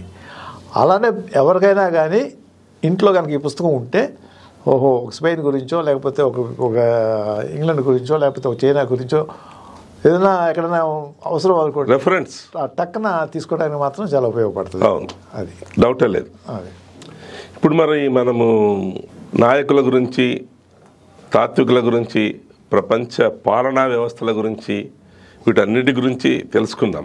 ప్రపంచమంతా చుట్టొచ్చాం ఇప్పుడు. కానీ ఇప్పుడు మనం మన రాష్ట్రాలకు వద్దాం. మీరు దాని గురించి కూడా పుస్తకం రాశారు, తెలుగువారి చరిత్ర వేర్పాటువాదం. ఆల్మోస్ట్ మొదటి 70-75 పుటల్లో తెలుగువారి చరిత్ర అంతా మీరు సంక్షిప్తంగా రాసిన తర్వాత ఈ వేర్పాటువాదం ఎప్పుడు ఎలా స్టార్ట్ అయింది అనే దాంట్లో మీరు రాస్తూ పోతారు. ఈ పెద్ద మనుషుల ఒప్పందం ఏంటి, ఈ 6వ వేలు ఏంటి? ఈ పుస్తకం రాయడానికి కారణం ఏంటంటే ఈ విభజన రాష్ట్రాలుగా విభజన యాజిటేషన్ వచ్చి 2014లో 2 అయ్యాం. దానికి ముందు ఒక 10 సంవత్సరాలు 2004 నుంచో టీఆర్ఎస్ మొదలుపెట్టింది. తర్వాత పీక్ వచ్చేసి ఇక విభజన జరగబోతుంది అనేటటువంటిది 2014లో మనకి తెలిసిపోతూ ఉంది. అప్పుడు నేను కూడా ఒక శాసనసభ్యుడిగా ఉండి మీరన్నా ఈ పెద్ద మనుషుల ఒప్పందమో లేకపోతే శ్రీబాగ్ ఉడంబడి కొంటనో లేకపోతే అసలు ఈ చరిత్ర సంబంధించినటువంటి ఇవన్నీ కూడా మనకు తెలియకుండానే మనం ఈ సీట్లో కూర్చున్నామని నాకు మళ్ళీ అనిపించింది. నాలాగానే మిగతా వాళ్ళ ఎమ్మెల్యేలు అంతా ఉన్నారు, పోయి ఏదో బయట యాజిటేషన్ చేస్తూ ఉన్నారు. తెలంగాణ వాళ్ళు తెలంగాణలో యాజిటేషన్ చేసే కొంతమంది నాయకుడికి కొంత తెలుగు ఈ చరిత్రకు సంబంధించినటువంటిది. అసలు ఆంధ్ర వైపున అసలు ఏం తెలియదు మాకు. ఏదో మెడ్రాస్లో వచ్చి ఎప్పుడు అది మేము పుట్టక ముందు కదా ఆంధ్ర విడిపోవటం అనేటటువంటిది మెడ్రాస్ నుంచి భాషా ప్రయుక్త రాష్ట్రం వరకు తెలుసు. అదైనా కొంతమంది ఇంట్రెస్ట్ ఉన్నారు కానీ ఎమ్మెల్యేలుగా ఉన్నటువంటి వాళ్ళకి ఏం తెలియదు కదా. సో ఇది సమగ్రంగా అసలు మన చరిత్ర గురించి మన ఎమ్మెల్యేలు అంతా కూడా నేను అందరూ ఎమ్మెల్యేలకి ఇచ్చే ఈ పుస్తకాన్ని ఇచ్చాను. నేను తర్వాత తెలుసుకునేటటువంటి ఇది కావాలి కదా అని మొదలుపెట్టి కలెక్ట్ చేయటం. నేను అదృష్టం ఏంటంటే నా దగ్గర కొన్ని పుస్తకాలు ఉన్నాయి, ఎవరికి వాళ్ళు తీసుకొచ్చి ఇచ్చారు నాకు పుస్తకాలు. అప్పుడు మొదలు పెడితే ఈ పుస్తకం వచ్చింది నాకు. సో 2000 సంవత్సరాలు అంటే మనకి శాతవాహనుల దగ్గర నుంచి తీసుకున్నాను తెలుగువారి చరిత్ర. తర్వాత వేర్పాటువాదం అనేటటువంటిది కదా అసలు జరుగుతూ ఉంది. ఈ వేర్పాటువాదం అనేటటువంటిది ఈ 2 తెలుగు రాష్ట్రాల ఒక రాష్ట్రమా అనేటటువంటిది నేను క్వశ్చన్ వేసుకుంటే ఇవి 2 రాష్ట్రాలుగా నాకు చాలాసార్లు అనిపించినాయి. ఒక 400 సంవత్సరాలు మాత్రమే ఒక రాష్ట్రంగా కనపడింది. శాతవాహనుల కాలంలో ఒక 200 సంవత్సరాలు, తర్వాత కాకతీయుల టైంలో కొంత ఉంది, తర్వాత బ్రిటిష్కు సంబంధించినటువంటిదో లేకపోతే గోల్కొండ ఆ సంబంధించినటువంటి మొత్తం మీద 400 సంవత్సరాలు కనపడుతుంది. తర్వాత ఎప్పుడు కూడా ఈ 2 రాష్ట్రాలు కనపడతా ఉన్నాయి. సో ఎవరెవరు పరిపాలించారని చెప్పి తీసుకొస్తే అప్పుడు మనకి శాతవాహనులు, తర్వాత ఇక్ష్వాకులు, విష్ణుకుండులు, పల్లవులు, చాళుక్యులు, చోళులు, కాకతీయులు, ముస్నూరు రాజులు, రెడ్డి రాజులు, విజయనగర సామ్రాజ్యము, తర్వాత బహమిని, తర్వాతనేమో గోల్కొండ, తర్వాత నిజాం పరిపాలన, తర్వాత బ్రిటిష్ పరిపాలన, తర్వాత ఇది ఇవైన తర్వాత దీంట్లో ఏర్పాటువాదము. మరి యాజిటేషన్ ఇప్పుడే వచ్చిందా? మనకి ఇంకా తెలిసింది ఏంటంటే 71 ఆ టైంలో తెలంగాణ యాజిటేషన్ ఒకసారి వచ్చింది, చెన్నారెడ్డి గారు వాళ్ళు లీడ్ చేసింది. తర్వాత ఆంధ్ర యాజిటేషన్ ఒకటి వచ్చింది 71లో. ఇవి మేము స్కూల్లో ఉన్నప్పుడు జరిగినటువంటి యాజిటేషన్స్ ఇంతవరకే గుర్తున్నాయి. అంతకంటే ముందే ఉన్నాయి అనేటటువంటిది చదువుతూ ఉంటే మనకి తెలుస్తూ ఉంది. అరే ఇది కర్ణాటక నుంచి మనకు బయటికి బళ్ళారి ఆ ఏరియా నుంచి మనకు కొంత సందర్భంలో, తర్వాత ఇటు ఒరిస్సా నుంచి గంజాము, పరంపురం, కిల్లాపుడి అవి ఆ రాష్ట్రాలు విడిపోయినాయి. బస్తర్ అవి తర్వాత మధ్యప్రదేశ్లో బస్తర్, అక్కడి నుంచి కొన్ని వచ్చేసినాయి. అసలు తెలుగు 4 కేరళ, కర్ణాటక, తమిళనాడు అంతా కలిపి బ్రిటిష్ టైంలో ఉన్నటువంటి దాని నుంచి మళ్ళీ మెడ్రాస్ ప్రావిన్స్ నుంచి మళ్ళీ పొట్టి శ్రీరాములు గారి చనిపోవటం, యాజిటేషను, అది ఆ సంఘటనలు ఉన్నవి. భాషా ప్రయుక్త రాష్ట్రాలుగా ఏమేమి జరిగినవి ఇవన్నీ ఎవరికి మాకు తెలియదు కదా అని మేము మొదలుపెడితే అప్పుడు ఈ పెద్ద మనుషుల ఒప్పందం అనో లేకపోతే శ్రీబాగ్ ఉడంబడిక కానీ కాశీనాథ్ నాగేశ్వర ఇంట్లో జరుగుతుంది. సో కర్నూలు రాజధానిగా పెట్టడము, గుంటూరులో హైకోర్టు పెట్టడము ఆ రోజుల్లో. తర్వాత పొట్టి శ్రీరాములు గారు యాజిటేషను చనిపోయే ముందు ఏ విధంగా జరిగింది. తర్వాత గోవింద వల్లభ్ పంత్ సమక్షంలో సంజీవ్ రెడ్డి గారు, చెన్నారెడ్డి గారు వీళ్ళంతా వచ్చేది మీరు రాశారు దాంట్లో. అంతా గుర్తులేదు నాకు. బట్ ఓ రకంగా చూస్తే తమిళనాడు ఆంధ్రాలో రెండు కలిపితే తమిళనాడులో తెలుగు వాళ్ళు ఎక్కువ ఉన్నారనేది నాకున్నటువంటి ఫీలింగ్ ఇప్పటికీ.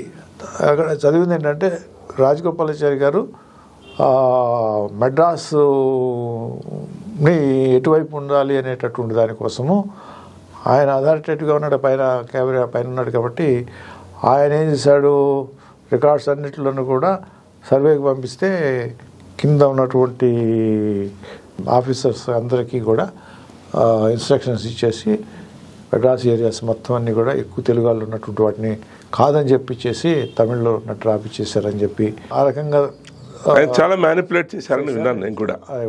ఈవెన్ పళని, తిరుపతి పంపకాలు వాటికంటే ముందు అసలు ఎట్లా వచ్చింది యాజిటేషను తెలుగు వాళ్ళు సపరేటు అని అంటే, ఇక్కడ ఎట్లాగైతే అనేక ఉద్యోగాల విషయంలో తెలంగాణలో ఉన్నటువంటి ఉద్యోగాల్లో జిల్లాల్లో ఆంధ్ర వాళ్ళు వచ్చి ఆఫీసర్స్గా, అది జిల్లా ఆఫీసర్స్ కానివ్వండి, లేకపోతే మ్యాజిస్ట్రేట్కి సంబంధించినటువంటి విషయాలు కానివ్వండి, లేకపోతే మున్సిపల్ ఆఫీసర్స్లో కానివ్వండి, వాళ్ళు ఎక్కువగా ఉంటారనేటటువంటిది తోటి స్టార్ట్ అయింది. వాళ్ళే కదా ఎక్కువ, ఉద్యోగస్తులే ఎక్కువ దీన్ని రేకెత్తించినటువంటిది.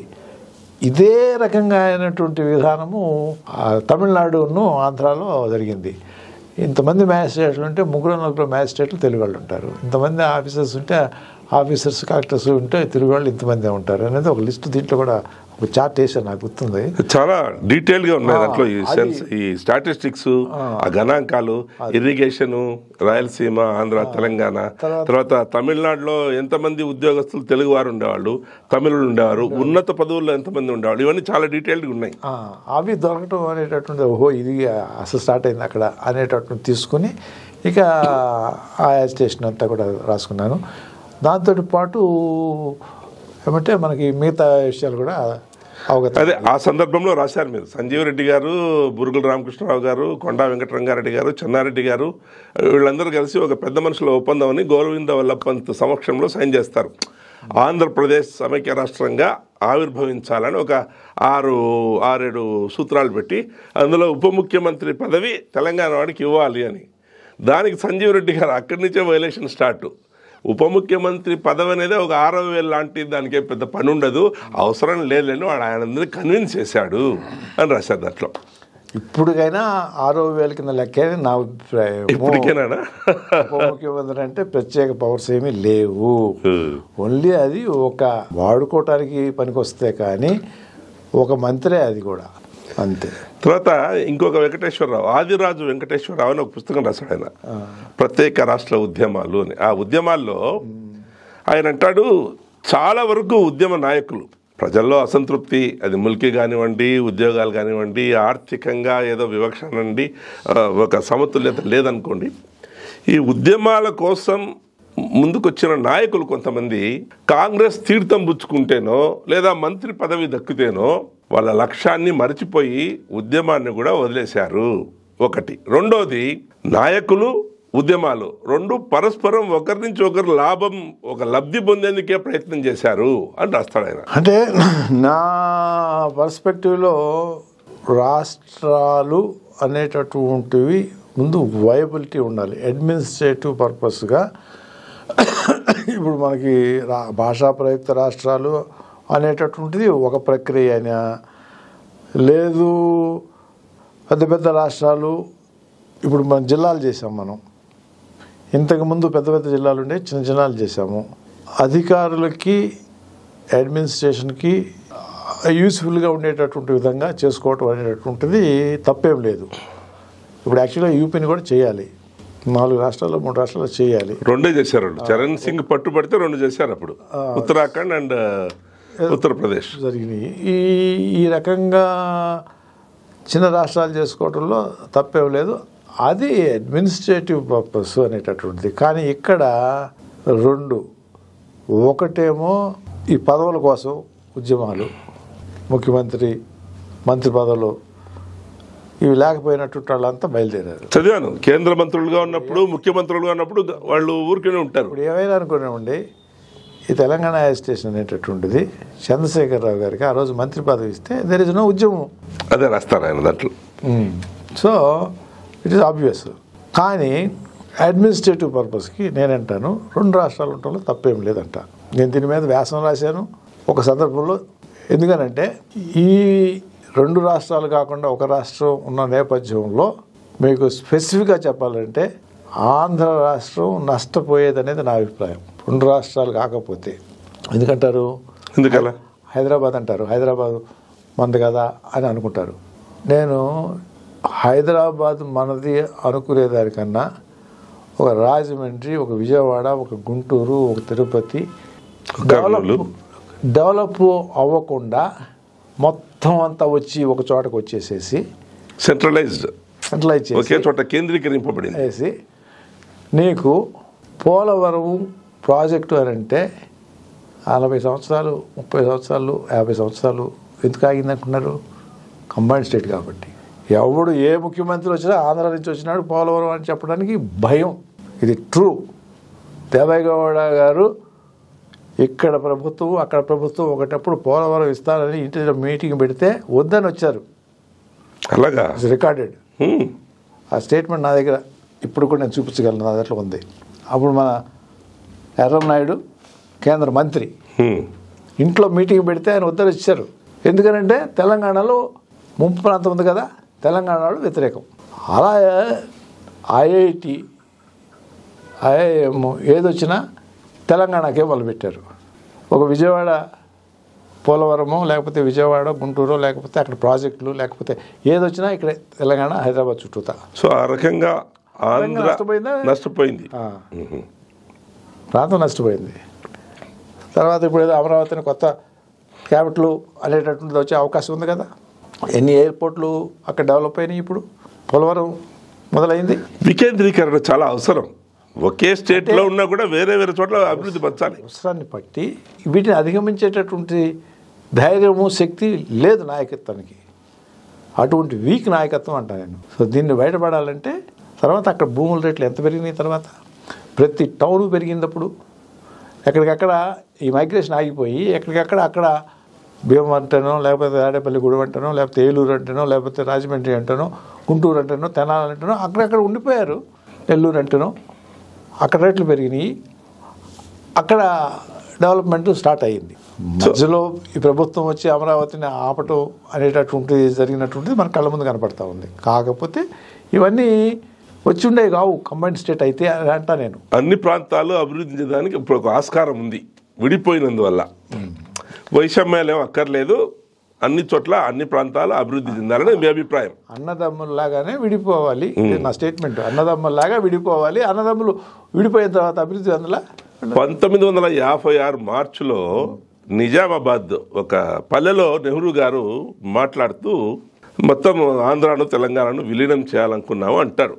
అని చివరిగా అంటారు, కలిసి పొంతనగా బతకలేకపోతే ఆలుమొగల్లాగా విడాకులు తీసుకొని విడిపోవచ్చు ఎప్పుడైనా అని ఆయనే అప్పుడే అన్నారు. ఆయన అన్నది ఆయననింది ఆలుమొగలని, మనం అన్నదమ్ములు అనుకుంటాం.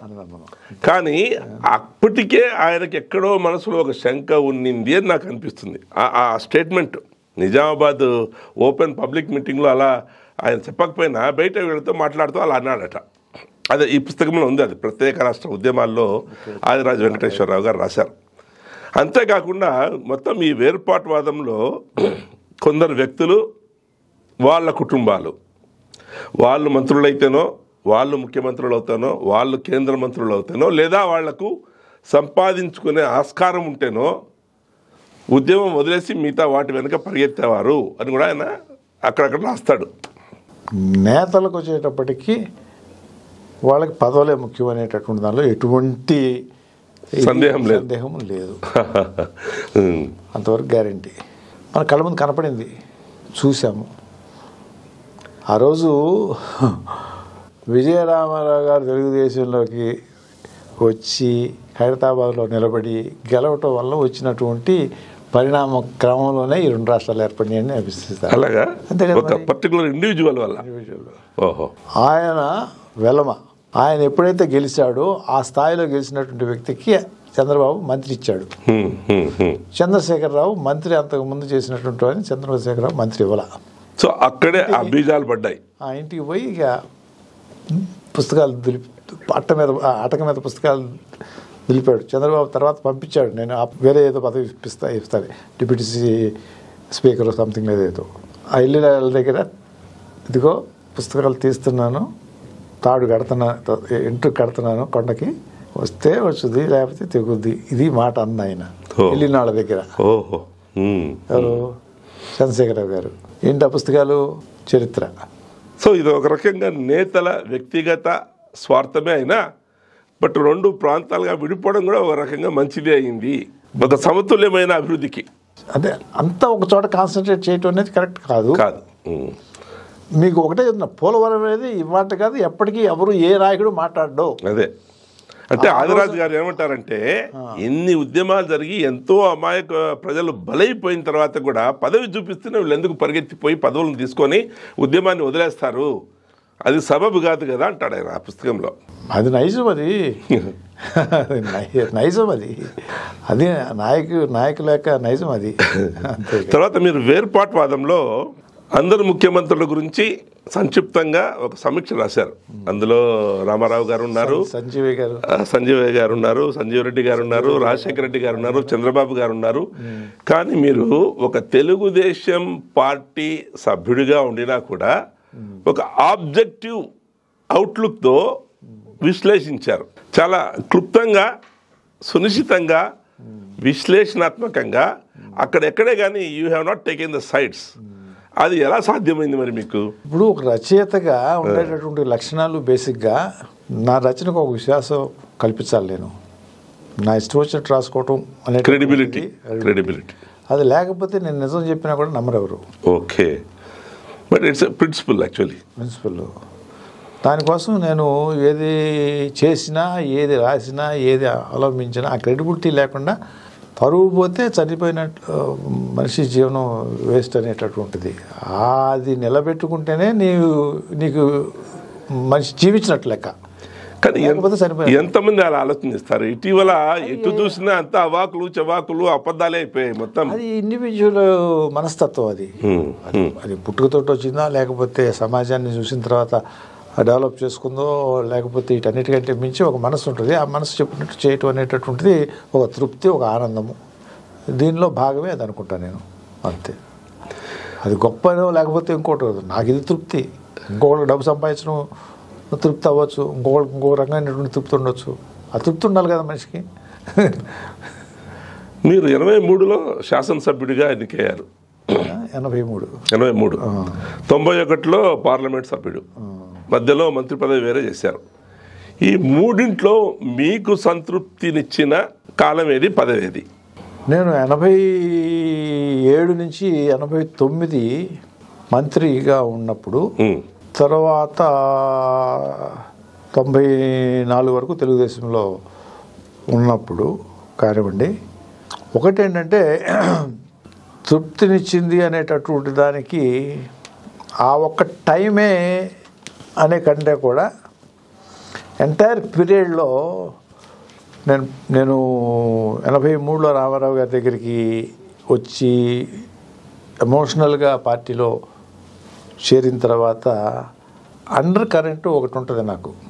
అంతకు ముందు ఏ రాజకీయ నాయకుడు చూసినా, లేకపోతే ఎమ్మెల్యే ఏడుకొండలని ఒక సినిమా దాసరి నారాయణరావు చేశారు, దాసరి గారితో వచ్చేది, కరెక్ట్.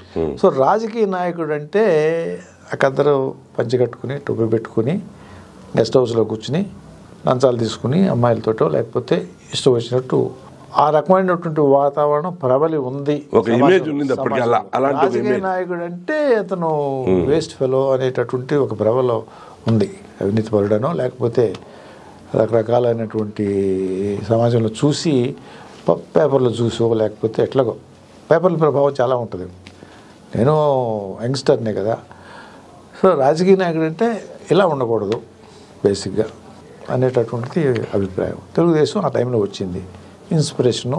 రామారావు గారు ఆదాయాన్ని వదులుకొని జనంలోకి వచ్చాడు, పబ్లిక్కి ఆ వ్యవస్థకి తిరుగుబాటుగా వచ్చిన ఒక వ్యక్తిగా ఒక అనుకుని బయలుదేరినటువంటి నేపథ్యం ఇది.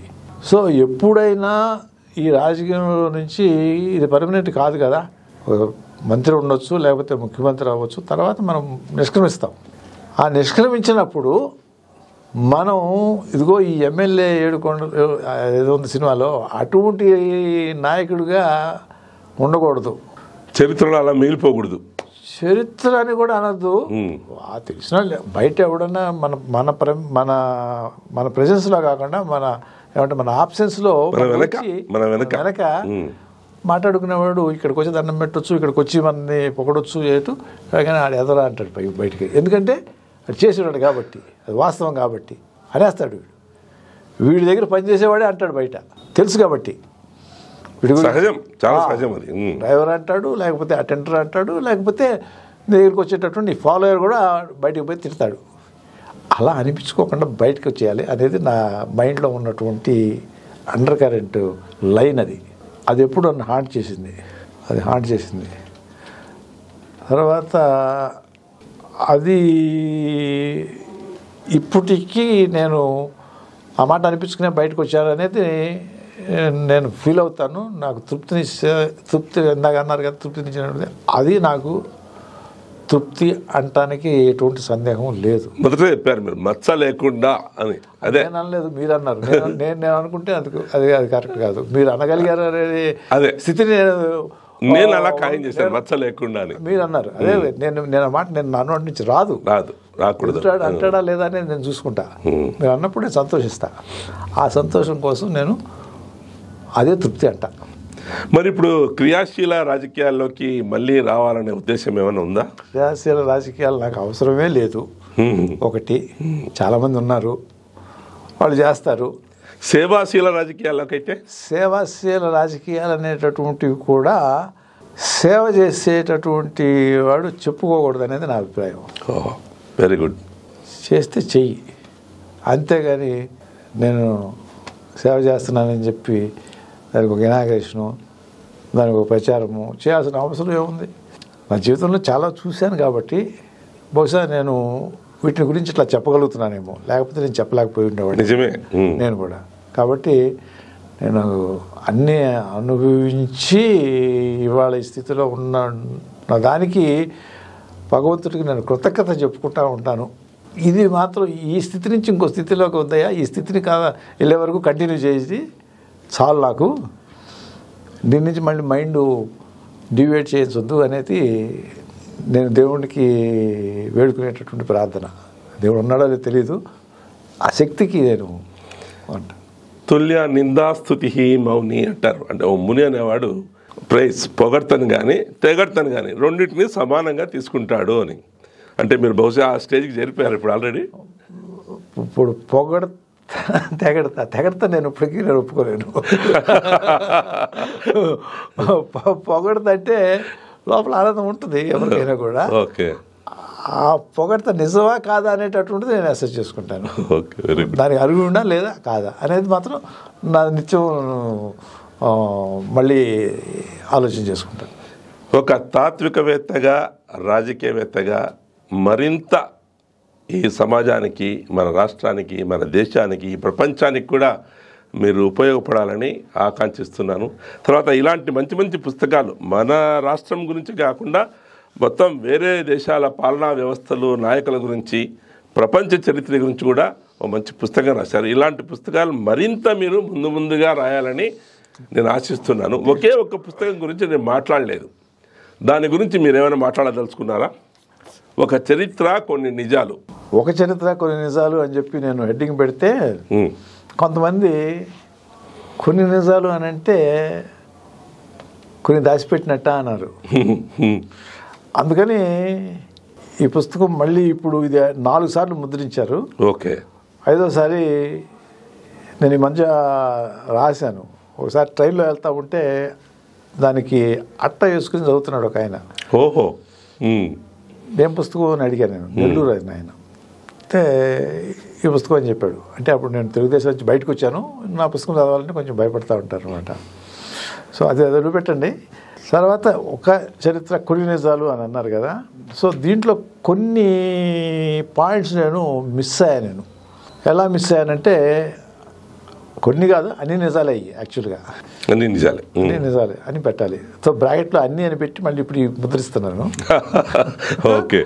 సో దానిలో మిస్ అయినటువంటి ఒక పాయింట్, రామారావు గారు చివర ఏదైతే పదవి కోల్పోవటము చనిపోవటము దానిలో ఎవరెవరి పాత్ర ఏంటి అనేటటువంటి దానిలో చంద్రబాబు అనుకుంటాము, లేకపోతే లక్ష్మీపార్వతి అనుకుంటాము, లేకపోతే బాలకృష్ణ, లేకపోతే హరికృష్ణ, దగ్గుబాటి వెంకటేశ్వరరావు, ఎందుకంటే రామోజీరావు గారు ఈ మెయిన్ పాత్రలు. ఇక్కడ ఎవరి మనోభావాలు ఏ రకంగా పనిచేసినాయి, ఏమి జరిగింది అనేటటువంటి దానికి పరిపూర్ణత ఇవ్వలేదు ఈ పుస్తకంలో అనేది నేను ఫీల్ అయ్యాను నేను. ఓకే. అది తర్వాత ఓపెన్ హార్ట్ విత్ ఆర్కే అని ఆంధ్రజ్యోతి నెహ్రూ కొన్ని పాయింట్స్ చెప్పాడు. తర్వాత మాకు లక్ష్మీప్రసాద్ అని మిత్రుడు ఉన్నాడు, ఆయన కొన్ని పాయింట్లు చెప్పాడు. లక్ష్మీప్రసాద్ అంటే జర్నలిస్టా? యార్లగడ్డ లక్ష్మీప్రసాద్ గారు. ఓకే. ఆయన చెప్పినవి ఆయన అందరికీ చెప్తా ఉంటాడు. ఆయన ఏం చెప్తాడు, అసలు చంద్రబాబుది ఏముంది, నేను రామారావు గారిని పడగొట్టింది అంటాడు. దాంట్లో ఎంతవరకు నిజం ఉంది అని అంటే నిజం ఉంది అనేటటువంటిది. అంటే ఇది ఒక్కళ్ళగా చేస్తే అయ్యేటటువంటి వ్యవహారం కాదు. రకరకాల వ్యక్తులు రకరకాల స్వార్థాలతోటి దీనిలోకి ఇన్వాల్వ్ అయితే అది ఒక చంద్రబాబు వల్లే కాదు. ఏదో చంద్రబాబు ఇవాళ కలిసి ఉన్నామనో లేకపోతే చెప్పడం కాదు. ఇది నేను ఆల్రెడీ ఫేస్బుక్లో రాశాను. ఆ రాసిన ఎపిసోడ్స్ని మళ్ళీ దీనిలో జోడించి ఇది కొత్తగా పుస్తకాన్ని తీసుకొస్తాను అని చెప్పి ఈ మధ్య రాశాను. చాలామంది దానికి రియాక్ట్ అయ్యారు, తొందరగా తీసుకురండి అని.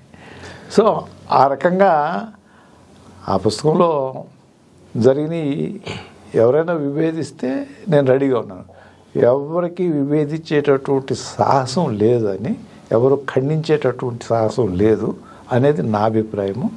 దీనిలో నా కళ్ళ ముందు నేను ఫీల్ అయ్యి రాసిందే కానీ నేను ఒకళ్ళు చెబితేనో లేకపోతే ఒక ఊహించుకోనో ఏది రాయలేదు. అది నా బాధ్యత. ఎందుకంటే ఈ చరిత్ర అనేటటువంటిది వక్రీకరిస్తారు over a period of time. తర్వాత అసలు విషయాలు మరుగున పడిపోయి ఈ ప్రచారాన్ని అన్నీ నిజం అనుకుంటారు నెక్స్ట్ జనరేషన్స్. అది జరగకూడదని చెప్పి నేను దీంట్లో ఏమని రాశానంటే, అసత్యాల నుంచి, అంతకన్నా ప్రమాదకరమైన అర్ధసత్యాల నుంచి, స్వీయ మానసిక ధోరణి నుంచి, అబద్ధాలను నిజాలుగా నమ్మబలికే మాటకారితనం నుంచి కాపాడుకోవటం. ఇది ఉన్న విషయం రాశాను. ఇది నేను రాశాను అనుకుంటాను ఇప్పుడు చదివితే. నేను అదే అంత కసిగా రాశాను అనమాట. అంటే చారిత్రక పరిణామ క్రమంలో కొన్ని పాత్రలు, కొందరు వ్యక్తులు, కొన్ని సన్నివేశాలు, వాటి నేపథ్యం మారుతూ ఉంటుంది. మార్పు అనేది సహజము. అందరూ అన్నిసార్లు ఒకే రకంగా ఉండాలనేది ఎక్కడా లేదు. కానీ అప్పుడు ఆ సమయంలో వాళ్ళు ఎలా ప్రవర్తించారు, అప్పుడు వారి మనోభావాలు ఏంటిని మాత్రమే రాశారు మీరు. అంటే చరిత్రని నిక్షిప్తం చేయాలి కదా ఎవరో ఒకళ్ళు. నేను ప్రత్యక్ష సాక్షిని కదా, అందువల్ల నాకే సాధ్యం అది. ఇంకొకళ్ళు మళ్ళీ దాన్ని వక్రీకరించడానికి అవకాశం ఉంది. తర్వాత నేను చాలా పుస్తకాలు చూశాను రామారావు గారి మీద రాసినటువంటివి. అందరూ చాలామంది తెలియక వాళ్ళు ఊహించుకుని వాళ్ళకి తెలిసినవి మళ్ళీ ఎవడో చెప్పినవి అబద్ధాలు రాసేస్తున్నారు. కానీ దీన్ని ఖండించడానికి మాత్రం ఎవరికి సాహసం ఉండదు అనేది నా అభిప్రాయము. అలానే మీకు ఈ తెలుగువారి చరిత్ర ఏర్పాటు వాదంలో కూడా తెలంగాణ యాజిటేషను సంబంధించినటువంటి విషయాల్లో ఏది ఈ 10 సంవత్సరాలు చేశారు కదా టీఆర్ఎస్ వాళ్ళు, బహుశా వాళ్ళ దగ్గర కూడా ఉండదు. ఆ రకంగా చరిత్రను నిక్షిప్తం చేశాను నేను. వాళ్ళు ఎప్పుడెప్పుడు ఏ యాజిటేషన్ చేశారు, ఎప్పుడెప్పుడు ఏ పోలీస్ స్టేషన్లో ఉన్నారు, ఎప్పుడెప్పుడు ఏ యాక్ట్లు పెట్టి ఏ చట్టాల మీద వాళ్ళు అరెస్టులు చేశారు, ఏ రకంగా రిజైన్ చేసిందో లేకపోతే ఇంకోటో అవి కూడా ఉన్నాను కాబట్టి మనిషిని అక్కడ అవి నిక్షిప్తం చేశారు. అది కూడా నిష్పక్షపాతంగా రాశారు. అందులో చూశాను. తెలుగుదేశం కూడా విఫలమైంది అని కూడా రాశారు ఒక చోట మీరు. సో చాలా స్ట్రైట్, అందులో ఏం మళ్ళీ వివక్ష ఏం లేదు. వివక్షత ఉంటే నా పుస్తకానికి విలువ ఉండదు అనేది నా అది చెప్పారు మీరు, క్రెడిబిలిటీ. ప్రిన్సిపల్. ఎనివే, సూటిగా మనసు నుంచి మాకు ఇన్ని విషయాలు చెప్పారు మీరు.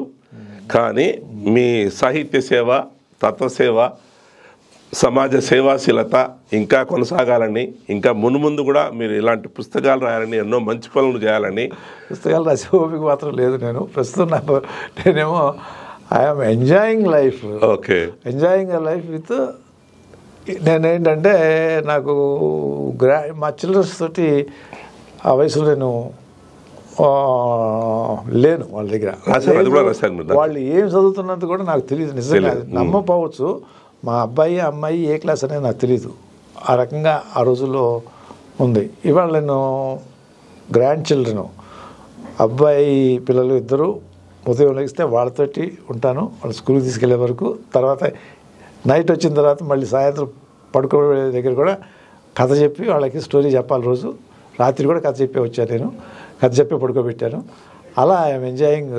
I don't want to lose that opportunity. అదే సంబంధ బాంధవ్యాలు వీటన్నిటిలో ఈ కుటుంబ రకంగా, కుటుంబానికి సంబంధించినటువంటి మనవాళ్ళు మనవరాళ్ళతోటి. ఇంకొక అమ్మాయి పిల్లల్ని మన యూరోప్ తీసుకువెళ్ళి చూసాను.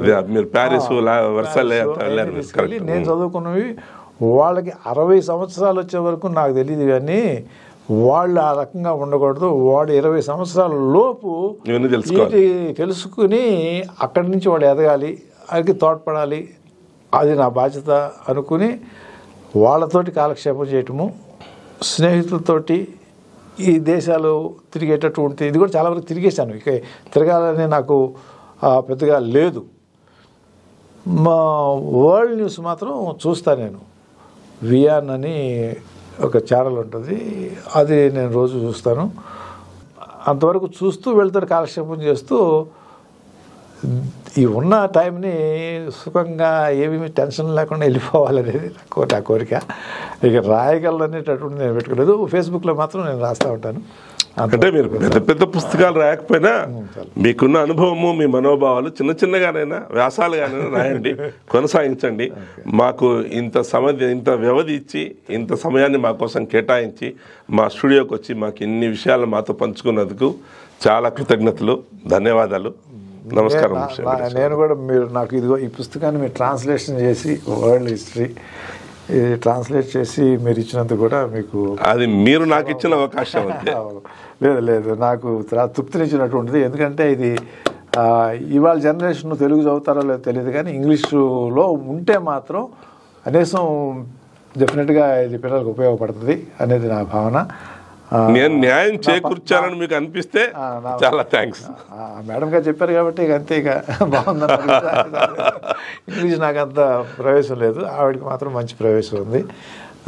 ఆవిడ సర్టిఫై చేసింది కాబట్టి నాకు ఇబ్బంది లేదు. Thanks to both of you. Then Ranganayakal గారు నేను థ్యాంక్స్ చెప్పాలి. ఆయన నా పేరు సజెస్ట్ చేశారు. అప్పుడు రంగనాయకల్ గారు నాకు చాలా నేను చెప్పాలి, ఎందుకంటే ఆ 2 పుస్తకాల్లో ఆయన చేసిన కృషి, ఈ 2టికి రాశారు, మీరు ముందు మాటలో రాశారు. ఈ 2టికి రంగనాయకల్ గారు లేకపోతే నేను ఈ సాధ్యమయ్యే కావు నాకు డెఫినెట్గా.